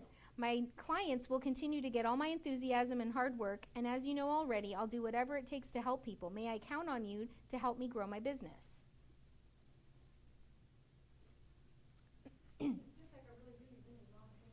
Okay, so then let's shorten it. So, hey, it's Lauren.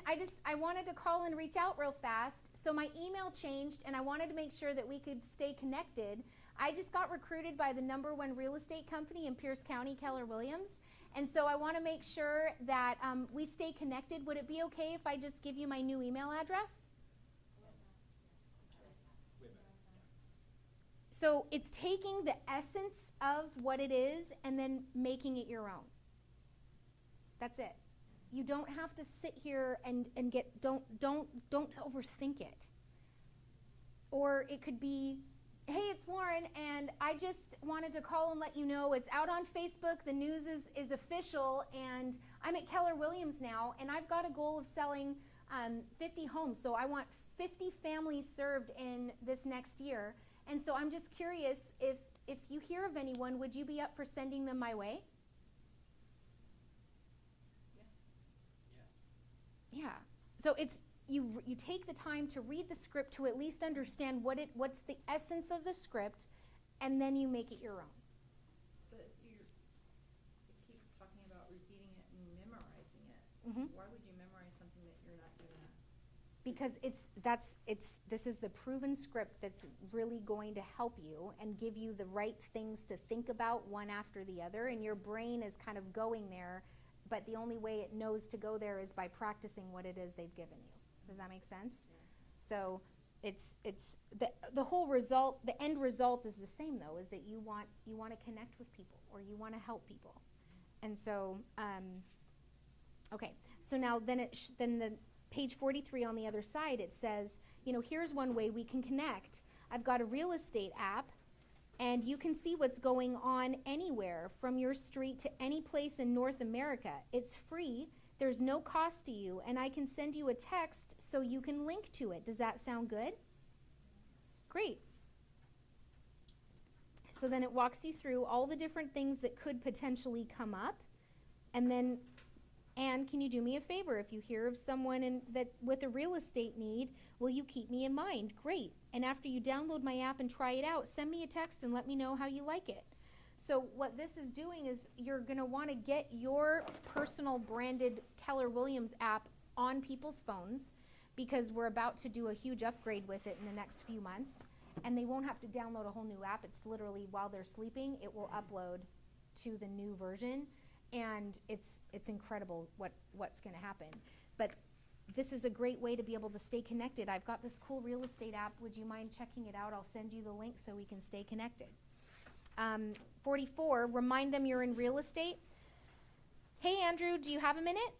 Sure. Hey, it's been a while, and so I kind of feel awkward. I want to apologize for not staying in better touch. I've been super busy growing my real estate business and working with great clients like you. And so I wanted to share with you that I have a personal goal to serve 50 families this next year. And so as you already know, I'll do whatever it takes to help people. Can I count on you to help me reach my goal?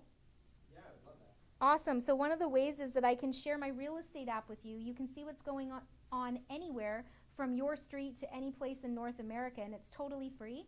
So could I send you a text so you can check it out? Sure, go ahead. Okay, great. Sounds good. So how is the new house going? Oh, my family has been enjoying it and the neighborhood so much. Good, good. And so do you need any referrals for anything? Is everything in good working order? Or? We really do want to put a fireplace insert downstairs. Oh, that would be nice. Do you know anyone? Yeah, I've got a guy. Let me send you the link for my Homekeeper app, so now you've got my favorites list of everyone. Oh, cool. Great. Well, thanks for taking my call. Yeah, thanks for calling. Oh, one quick question. If you do call the guy I text you, will you just let me know how it went? I love to know, what level of service they're providing for all my clients. Yeah, I'll text you back. Okay, sounds good. Thanks. Thanks, Rebecca. So it's just your trampoline, right? It's just you're launching into whatever this particular script is. All right. So I want you guys to take time right now and pick a script. The 1 is new to real estate. 2 is the new to Keller Williams. 3 is remind them you're in real estate. Or 4, you're new to the area. And we're going to say it out loud. What was the goal? How many times? First sentence of the script out loud 5 times. Okay. So how long is this body? Is the first sentence, and I just say that 5 times? No, the one after that as well. Okay, ready, set, go. Hi, this is Rebecca. Do you have a moment? I'd like to, out loud. Hi, this is Rebecca. Do you have a moment? I'd like to share the exciting news that I've become a real estate agent with Keller Williams Realty. Hi, this is Rebecca. Do you have a moment? I'd like to share the exciting news that I've become a real estate agent with Keller Williams Realty. Hi, this is Rebecca. Do you have a moment? I'd like to share the exciting news that I've become a real estate agent with Keller Williams Realty. Hi, this is Rebecca. Do you have a moment? I'd like to share the exciting news that I became a real estate agent. Okay, was it awkward? Say yes. Yes. And can you see that it actually can work? Yes.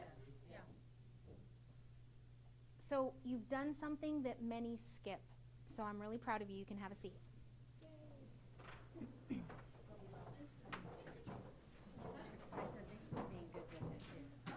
Now, what I would tell you to do is come to script and role play practice. And if you can't physically make it into the office, find someone to do that over the phone. Just 15 minutes even. That's it. That's all it takes. Just short, sweet. Is it awkward? Absolutely. And you want to practice on people here that are safe than your clients out there. Okay? Yep. Is this kind of what a scripts class did like? Yep. Yeah, and when we're in class together, like, just know that whenever we do practice, I always look away. Like, I'm not trying to be rude or anything. I just can't do it. I don't know. It's just weird. It's just weird. And so I script practice with other team leaders. And so I drop Bella off at like 7:10 in the morning. And so then 7:15 is my call. And so I drive River Road, and that's when, we do our script practice or whatever. And so it's just 15 minutes, and I set an alarm. Okay, bye. Like, there is no how's your day. There isn't. It's just script practice. Wow. That's it. We talk and gab about other things later, and actually we never get to the later part. It's just, this is my person to do script practice, and do it with a few different people, and you hear them, and then you're like, oh, I like the way they said that. I'll say it that way too, or Okay. Don't skip this. This is an important thing, you guys. All right. So page 45, you did this, and you always want to record your results so that you can feel like you're winning, right? You did something, and this is a great call to make, especially if you're getting into real estate. That, hey, it's Rebecca Del Pozo. Do you have a minute? I just wanted to call and give you the news that I joined Keller Williams, and you know what, you came to mind, and I had a favor to ask. When we were working together at Alaska Airlines, I enjoyed working with you, and could you just think of 3 words to describe me as a coworker? That's cool. I wouldn't call just anyone. I'd call the people I really liked and genuinely enjoyed working with, right? And then those 3 words are now words that someone has used to describe me, and now that becomes a part of when I write my bio for my real estate blurb of who I am, like who you are. You heard Dan worked at Target, and that's how he started building his real estate business. So you doing these calls to anyone you've ever worked with, anyone you've ever worked for, or anyone that's ever worked for you, these are all great calls to make.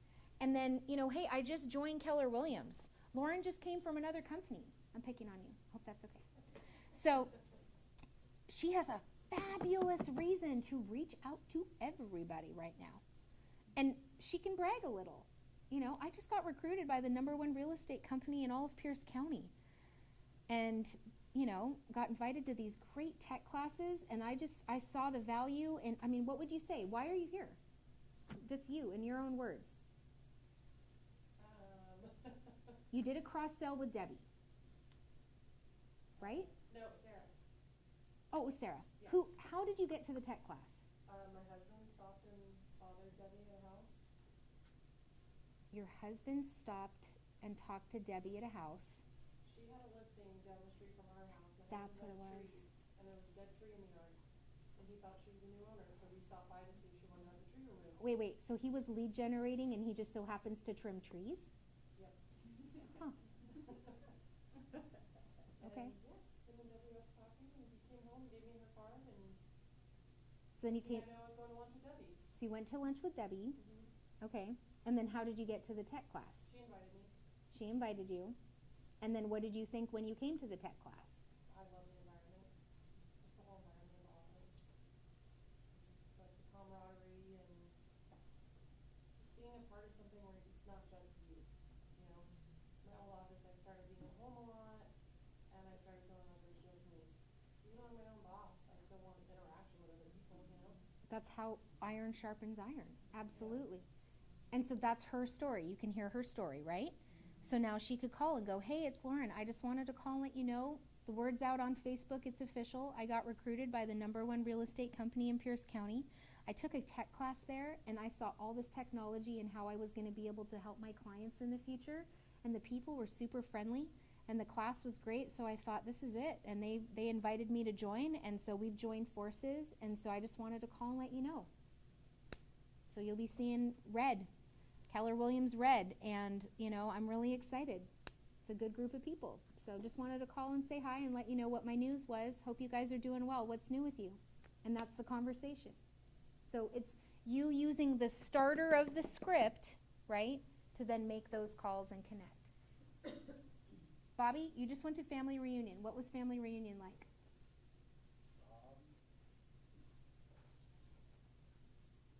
Did you learn something? Yeah. Too much. Yeah. It's kind of like you want to go back again now. Yeah. And do it over again. Yeah, absolutely. And half the notes that I took, I don't understand going so fast, I can't even understand what I wrote. Mm-hmm. Yeah, it's, it's extremely motivating, being around, and all these people that are on these stages. So I got invited to Mega Camp, 10 years ago almost. Oh, I didn't know that. And I worked for a different company, and I went there, and I saw all the people on the stage, and I'm like, yeah, these guys are just stupid, I'm skeptical, Yeah. And then I run into him, later, and I'm like, that was the guy that was, like, wow, he's just a guy, So, yeah, it's like that around here. It's like you have these top producers that are just doing the insane business, and they're willing to share it with you and talk to you. They want to uplift everybody in the office. Mm-hmm. Yeah. So you've been at class today, and we spent some time together yesterday, and we were talking about Homekeeper. And so the call that you could make to your list of people right now is, I just learned about this new tool, and I'm actively looking to support local business owners here in our area, and I'm just curious if you've had any really great experiences with, and then fill in the blank. A crawl space clean out company lately. I need someone who can clean a good crawl space and that's affordable. Do you know of anyone? Like that's not a weird thing. That's like, right? You could call someone, just go, hey, could you help me with something? I'm looking for someone who cleans crawl spaces. Do you know of anyone? And then they go, no. Okay, great. Well, if you ever hear of someone, would you let me know? Absolutely. Okay, great. Thanks so much. How are things going? What's new and exciting with you? And then end the call. It's just you using whatever is going on in your world, you're just looking for an excuse to call people. And you'd be surprised where those conversations take you. And sometimes it cannot happen via text. Sometimes it can. Sometimes it's just that conversations will go a whole different direction because you took the time to call them and they answered. All right, 47. Skill 4. Be accountable to your why, your big why, and your monetary goals. Accountability feedback loop. Goal achievement is a direct result of accountability. To support your goal setting, we recommend you 1, follow an action plan, and 2, work with your market center leadership to help you measure, evaluate, and make adjustments to your action plan. Don't be like me. Like they joked about it. For the first, I don't know how many years of my business, I was the same. I worked from home. The only time I ever came in was to pick up a check, which sounds horrible. Like that was really it. There were classes and everything, but I was like a mess. I did not manage my calendar well. I always forgot when the classes were happening. I was scattered, flying by the seat of my pants most of the time. Don't be like me. Be here, be around, get into classes, learn how to time block, know your schedule, get good on that. If you're not, let's talk. And you have opportunity to really plug into some great tools and systems here. If you're in productivity coaching with Dan, Celeste, Trisha, tell them, hey, step it up a notch. I need some more accountability. Who should I be talking to? Peer partners are a great way to do that as well. And, I can help you connect with whoever it is. And I'm happy to do these conversations like Todd and I had a few minutes ago. It's a quick 15-minute call. Happy to make time to help any of you guys who are serious about wanting to make it happen. So You develop a prioritized plan of action. To-do lists, unfortunately, are not planned, focused, or action lists. Rather, they are a catch-all for unresolved issues and not related to outcomes. Instead, moving from E to P, entrepreneurial to purposeful, with an action plan, there's a lot of P's right there. Properly prioritize and plan your time so you focus on the things that matter, your dollar productive activities, and avoid squandering your time on low value activities. There is a difference between busy and productive. So many times people pick up on busy and then they don't even tell you, they'll send business somewhere else. Like if every time they run into you, you're always like, oh, it's crazy busy in real estate. And like you're breathing like that. Like it's weird. You know people that talk that way. It's just, it's awkward. What message are you relaying? I don't have time for you. So what's your script when people say, how are things going? It's great. It's productive. We're on track and hitting goals. It's great. You know, it's your words. And I mean, that's happened to me. All of a sudden I heard of a friend who worked with someone else and I was like,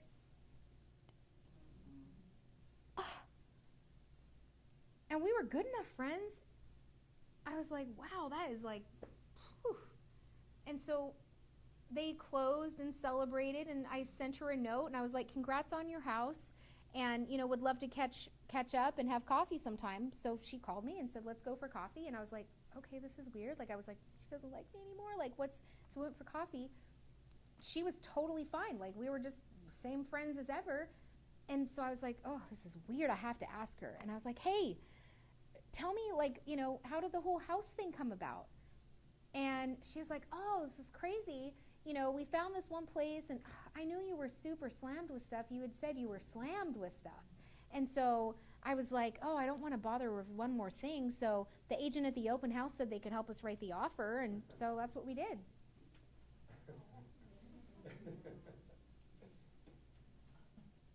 Yeah, slammed. That got out of my vocabulary. There is power in the words you use. And so just check yourself, okay? So action plan, number 1, make a list. First, make a list of all the things in your world that require action or resolution. Everything that's incomplete and needs action, whether it's urgent or not, big or small, personal or professional. This is called brain dump. Write that down right there. It's called brain dump. Grab a notepad and just jot it down. Everything, get it out. Brain dump. 2, prune it. Now carefully consider each item. Is it dollar productive and a part of your 20%? What's your 20%? Everything else is a distraction. Everything else is a distraction. Does it have real relevance to you? If it's unimportant or not relevant, delete it. And then 3, prioritize. For the remaining items on your list, determine 2 things, their importance and their urgency. This will help you organize and prioritize the list. Important activities have an outcome that leads to us achieving our goals, whether these are professional or personal. These are your 20% items. They're the ones that are dollar productive. Urgent activities demand immediate attention because the consequences of not dealing with them are immediate. The one thing, so Keller Williams, this was another book that he wrote, and so what's the one thing I can do such that doing it, everything else will be easier or unnecessary? And Gary Keller says there's no problem that 10 closings wouldn't fix. There isn't a problem you have that door knocking 10 homes wouldn't fix. You go and just do the activities to generate business, and then money can then help you with the other, right? Because you can then bring along leverage through people or leverage through systems. And so it's these activities. So look on page 49. Return a phone call to a person inquiring about a listing. Schedule a training class on contracts. Daily 10-4 activities. Order business cards. Put marketing materials together for a meeting next week. Update my Facebook. Pick up dry cleaning. Lead generate. So let's go through this together. First one, return a call to a person inquiring about a listing. Is that important? Yeah. Is it urgent? Yep, so check both boxes there. That is urgent and it's important. It's a part of your 20%. Schedule a training class on contracts. Is it important? Say yes. Yeah, it is. So check the box for important. It's not urgent though, right? So you want to be aware of when those classes are happening. It's not urgent though. Daily 10-4. Check both boxes. It is important and it's urgent. Order new business cards. It's really neither technically. You guys, technically, if you read the shift book, you know what Gary Keller did on purpose? He left his business cards at home. So then if we met, hi, nice to meet you. Nice to meet you. I'm Rebecca. I'm Andrew. How did you hear about the open house? I was actually just driving by. We live a neighborhood over, and it looked interesting. Oh, cool. We'll take a look around. Let me know if you have any questions. Sounds good. And then people go, oh, do you have a card? So ask me, do you have a card? Do you have a card? You know what? Unfortunately, I don't on me right now. However, I've got a free app. Would it be okay if I texted you my app? It has my digital business card. Oh, yeah, that's great. Okay, perfect. What's your number? And now I've got his contact information and I can follow up. And so Gary Keller purposely left his business cards somewhere else so that he had to get the person's information. Because really, passing out a business card is going to go into someone's back pocket and then you've lost control of your business.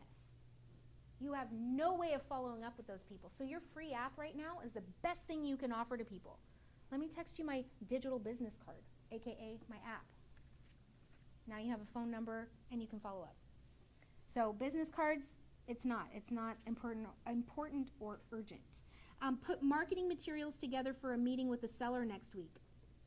That's important. Yep, that's your top 20%, absolutely. It's not urgent though. Update my Facebook, neither. Pick up dry cleaning before they close. Well, if it's for a listing appointment, that could be an urgent thing. So I would check the box urgent for that one.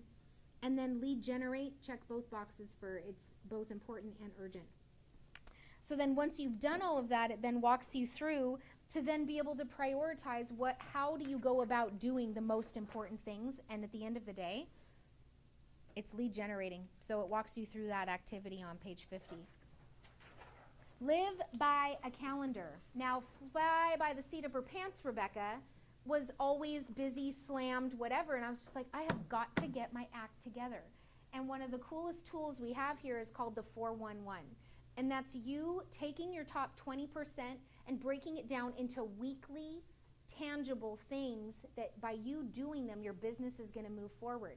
And so eventually each one of you is going to set up your own 411. 4 weeks, 1 month, 1 year. And you'll hear more about that. Live by a calendar through time blocking. So time block for lead generation. And then you time block for what the most important things are that you need to do. And so the way that I time block is I use my Google Calendar and I create what I think looks like 1, 2, 3, 4, 5, 6, 7. So I create the perfect week.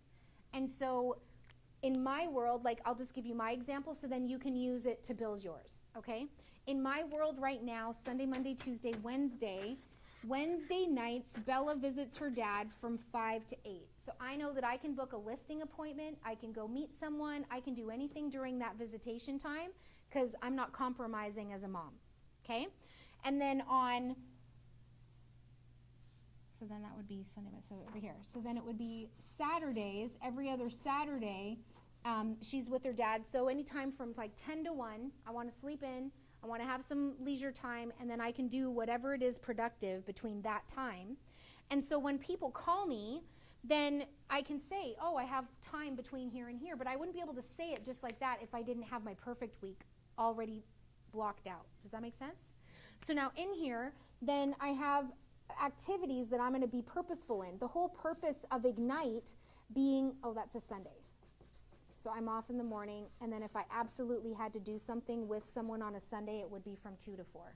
And then on a Monday, Ignite is scheduled as such that on most of the occasions, we're setting you up so that right now, you're with me right now, so that after going through this whole program, you're going to be in the mode that every morning you're already booked for these 3 hours of time. So these are your dollar productive hours. You're already getting used to what it's like during these hours. So then when you're done with Ignite, this is the time where you're script practicing, you're role playing, you're writing contracts, you're putting your packets together for listing appointments or buyers, right? You're doing the activities and then lead generating and making your calls and doing your home previews and note cards. All your 10-4 activities then show up in these spots every other day, start with 3 days a week or whatever, to be able to start moving your business forward. Does that make sense? Time block calendar all of a sudden just kind of brings order to things. And so just know that if ever you want to meet with me, like, do you got a minute? Normally doesn't really fly for me because I normally don't. Like, I time block on purpose. If you want to get on the calendar, just email me and we'll make it happen. And most of the agents that are, doing what they do, they run by a very similar schedule. There is just a consistent, remember boring, right? Yeah, it's boring. Every Wednesday, every Saturday, those are the days that I would do an appointment. So here on page 5253, it's talking about what potentially your calendar could look like. Some of you are going to be in real estate full-time. Some of you aren't yet. That's okay. Be purposeful and get your calendar set so that when people are asking you, you can say, oh, absolutely, I'm free this time or this time. What works better for you? And they always pick the last one. It's just a weird mind game. That's just what happens. Hey, Bobby. So we need to meet up, and I have Wednesday at 6 or Saturday at 11. Which works better for you? Wednesday at 6. Whatever. The brain normally wants to do whatever it last heard. You owe me so bad. Most of the time, if you're not Bobby, it works. And so you always want to give them two. Don't say this time, or this time. Like, do any of you have kids? Do you want Cheerios or Frosted Flakes? You're not going to say, do you want Cheerios, Frosted Flakes, oatmeal, French toast, right? What are the kids going to do? Right. So two, keep it simple, two options. For you to be able to quickly articulate what those two are, you need to have a time block calendar. And so there's samples here of how you're going to do that. Now with Ignite, for this particular session, some of our classes had to get moved around to accommodate a few other courses. And so just know that we're not following the strict Monday, Wednesday, Friday. There are a few of those funny days that we had to move around and be flexible on, okay? All right, so now let's go to 57. Who's going to hold you accountable? You have your Market Center 4 Conversations accountability meetings, coaching or mentoring program with Dan, Partners in Success, which is literally meeting with other agents here in the office and going, hey, let's do this. 4, personal accountability. Make no mistake, you cannot do this alone, yet you can commit to being accountable to someone else. So number 1, that 4 conversations, we talked about that, right? Say yes. Okay. And then 2 is coaching or mentoring. So Keller Williams has incredible tools, and you can kind of baby step your way into them. And ultimately, I'll just show you MAPS Coaching's website. So they have an incredible podcast through MAPS Coaching that you can download, and it's free. And there are some awesome podcasts that you're going to hear of mega agents sharing how they're running their businesses. There's a bunch of tools, and Bold is coming up in September. There's, I'll show you here.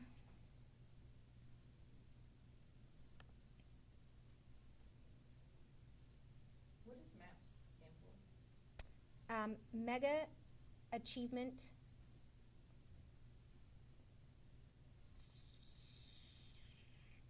That's a great question. Let me get back to you on that. Mega Achievement Proven Systems. Mega Achievement, I think it's something systems. Productivity, hello. Mega Achievement Productivity Systems. And if you find out it's wrong, just please correct me. Okay, so the first step is the one here on the right. You want to go to Bold. Bold is a transformational 7-week intensive where it messes with your mindset. You get real to get right. And agents who go through this are seeing, like, literally by the time they're done with the program and done the activities, like 14 homes under contract. So if like that would be something that you would want to make a goal, like it's productivity, it's script practice, right? Because Twee was saying that's where you met your peer practice script partner, right? It's mindset and real estate, some of the best listing. Who else is in the room that's gone to Bold? Tell them what's Bold. It gets you out of your comfort zone, for sure. Yeah, you're gonna grow. You are going to grow. And then what you can do is you can get into group coaching, and that's topic-based coaching programs that tackle specific challenges and provide targeted solutions. So if it was sales, the language of sales, or if it was listings, or if it like specific topics where you call into a group call, and then you have a specific coach every single week that you're on those group calls together. You can explore group. Then there's Breakthrough. That's one-on-one, semi-monthly coaching sessions. And then there's Mastery, which is one-on-one weekly coaching sessions, and then exclusive privileges. And so I'm in Mastery because Lord knows I need that weekly. Like every other week wasn't enough for me. Like I'm a mess. I need people like reminding me of all the things I need to be doing constantly. Without that, like I'm just being honest. Like I'm so focused right here, right now. And then I'm going to get up, check messages, and then I'll be like, right, what? Like, don't remember any of that. And so I'm just telling you, the best thing that could have ever happened. And what's cool about it is you call them and you say, I want to be in coaching. And they ask you some questions, and then based on that, they match you, like they're matchmakers. And so they asked some personal things when I got into it, which was interesting because I was like, why are they asking me all this? At the time, I was a single mom, 2 kids at home. I had a personal business, a part-time assistant, and I just stepped into assistant team leader. They paired me with Deb. Deb was a single mom with 2 girls, had been a team leader in the past, had already done like a great success in her own business, and so like instantly matched me with someone who I automatically respected, because when I talked to her, like she knew exactly what I was talking about. And so they do that for each of their coaching clients. Language of sales, 90 listings in 90 days, dominate your market. Farming can make you millions. So there's all these specific groups and things that you can get in touch with. So I would highly recommend, make that a goal. Make it a goal to get a coach as fast as you possibly can. I wish I would have sooner, because they share all the stuff with you. All the contracts you need, how to grow a team, how to keep your people accountable, all of that. Partners in Success, page 59. So select a team of 3 or 4 people from your fellow cappers in training, that's this class, that you want to set regular meetings before each Ignite is a great idea, or right after, just 15 minutes. If you're all going to be here, or if you're consistently going to be here for classes, why not just look to the person you're sitting next to and be like, hey, 15 minutes before or after, what works better for you? Let's do this. You guys can just meet out here and do your script practice or check in with each other for accountability. So when you are in that conversation, then page 60 says, answer the following questions whenever you meet with your partner in success. What's your big why? What opportunities for change or improvement surfaced this last week? What will you do differently? And how will you reward yourself when you've accomplished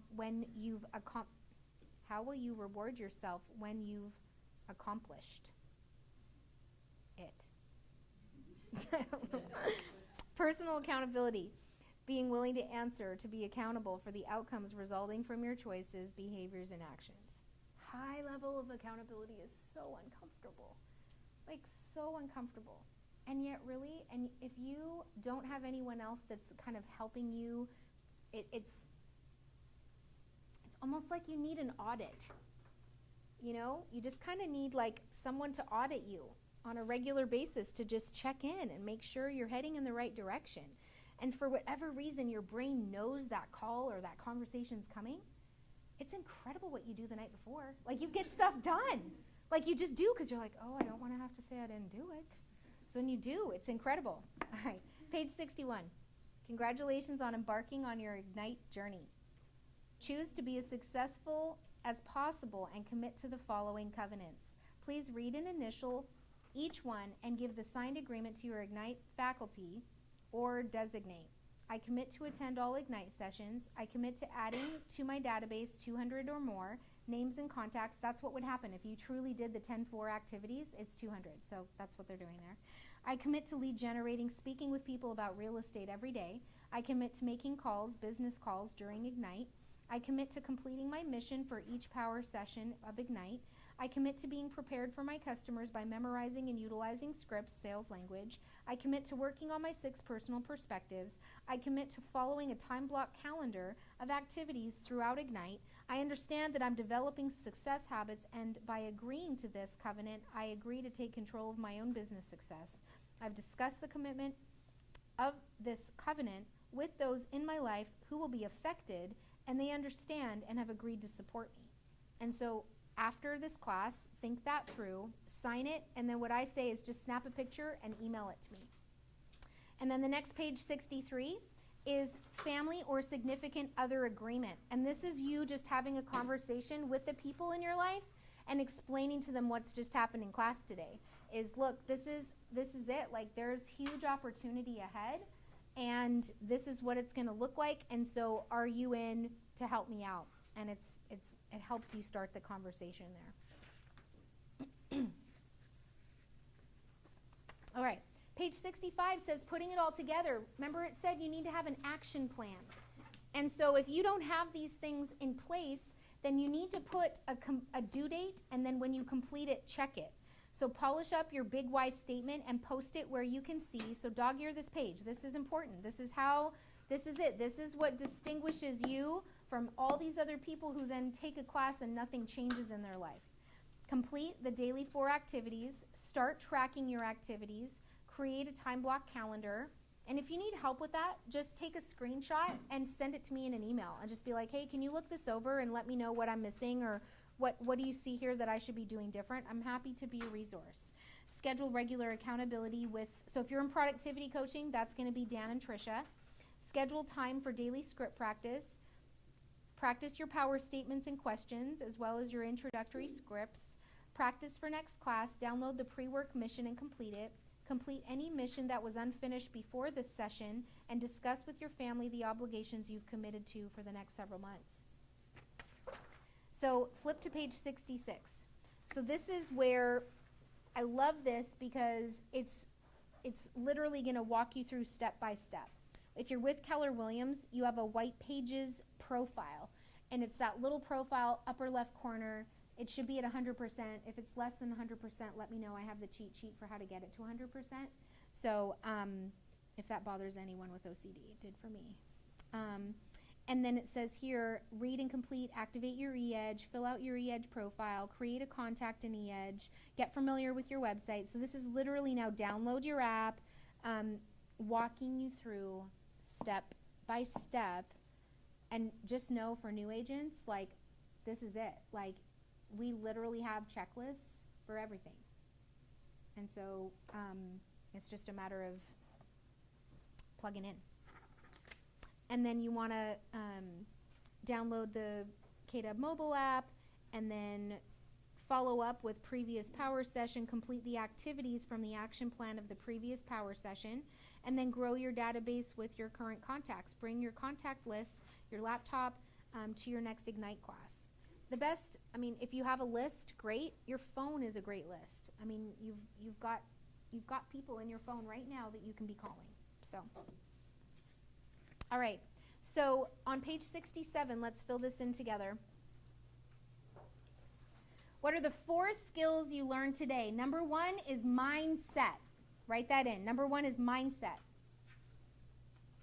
Number 2 is goal setting. So 1 is mindset, 2 is goal setting, 3 is accountability.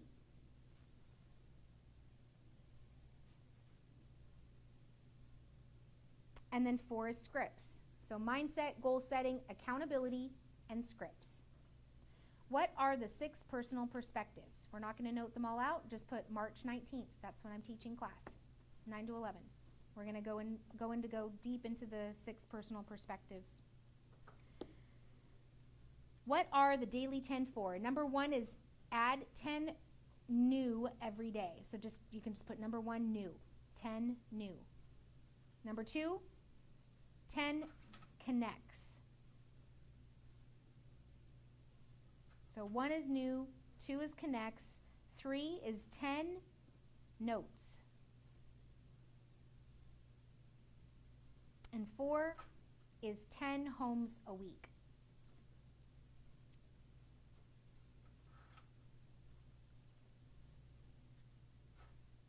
So new, connect, notes, and homes. What is the one thing focusing question? So fill in the blank. What is the one thing I can do such that by doing it,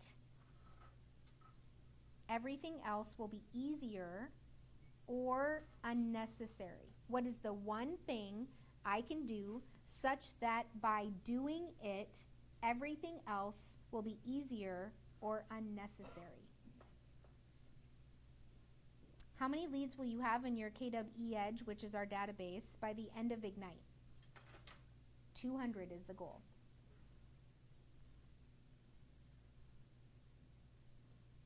Why are scripts important to you?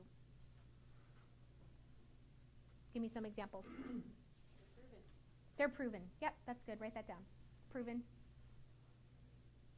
It's because they're known as words that work. All right, guys, tell me what you've learned. Give me just a few different examples of ahas. Like, has it been worth your time being with me for the last few hours?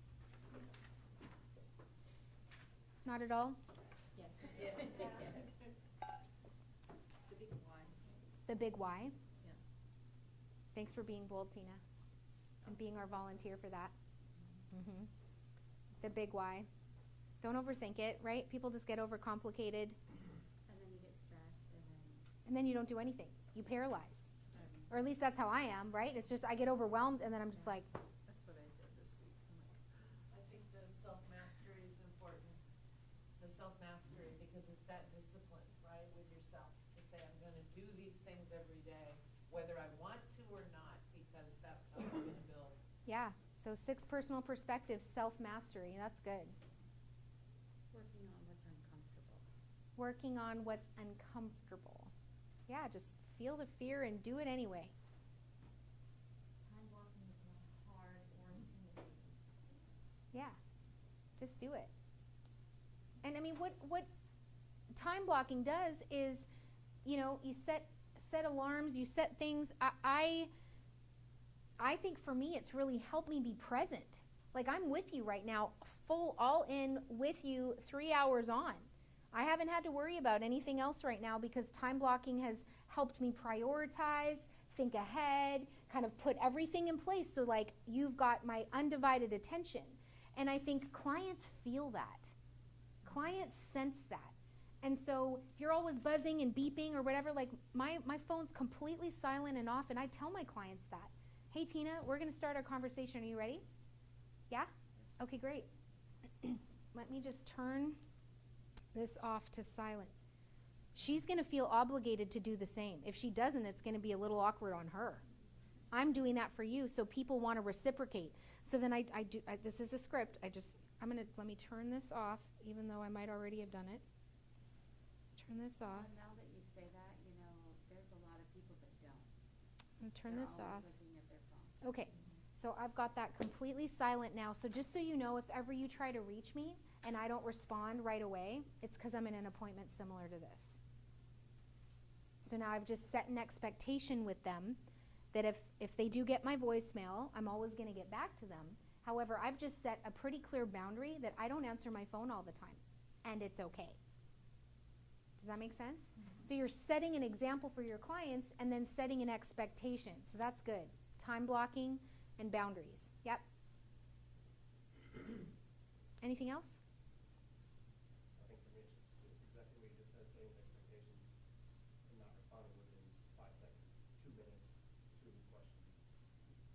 Yeah, I train, back in the day, I trained my clients. So I purposely always let it go to voicemail, or like we'd meet for our first initial appointment, and then they would be texting me or whatever else. I would purposely watch when I was responding to texts and emails for things. Because if I respond to an email or a text at 10 o'clock, I've just said it's okay. So I don't. And then you can use a system or a program like Boomerang where I would type the email and get it all set and then just set it to send tomorrow at 8 a.m.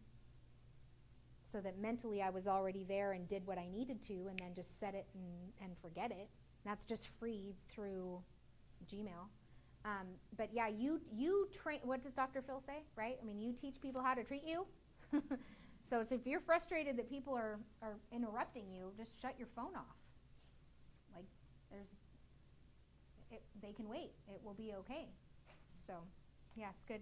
And you don't lose business doing that either because you've trained them right. Yeah, you don't lose business because you've set an expectation right from the get-go. And in that appointment, I was fully present and with you, and you're going to feel that and respect it. Because then you're going to know that I'm here and I'm fully with you. I'm not looking, I'm not like, oh, what were you saying it again? Like, that's not going to happen. So I think, and if people don't like that and they want me to be immediate, then we're probably not a good fit to work together, and I'll just refer them to Bobby. I don't think it's gonna work out. There's a script for that. There's a script for that. Hey, Tina, in order for you to get the best care possible based on the schedule and the time and everything that you've described, you're going to need to look at houses. I've asked an expert who's got availability during that time. My family schedule isn't going to allow for that right now. So I'd love to connect you with someone that I think would be a great fit. Would that be okay? That's fine. I refer her to Bobby, and then I get 25%, and I still have a life, and she's going to have someone that's available during the times that she needed to look at houses. Just because someone comes and says they want to work with you, you don't have to work with them. And especially in that first initial appointment, if you don't like them, don't work with them. Like if you've got clients who are like, oh, they're calling me again.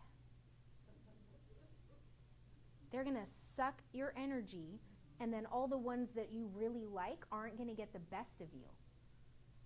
So you don't have to work with in the beginning, sure. Sometimes to ramp up and whatever, you're going to have to, just smile. Yep. And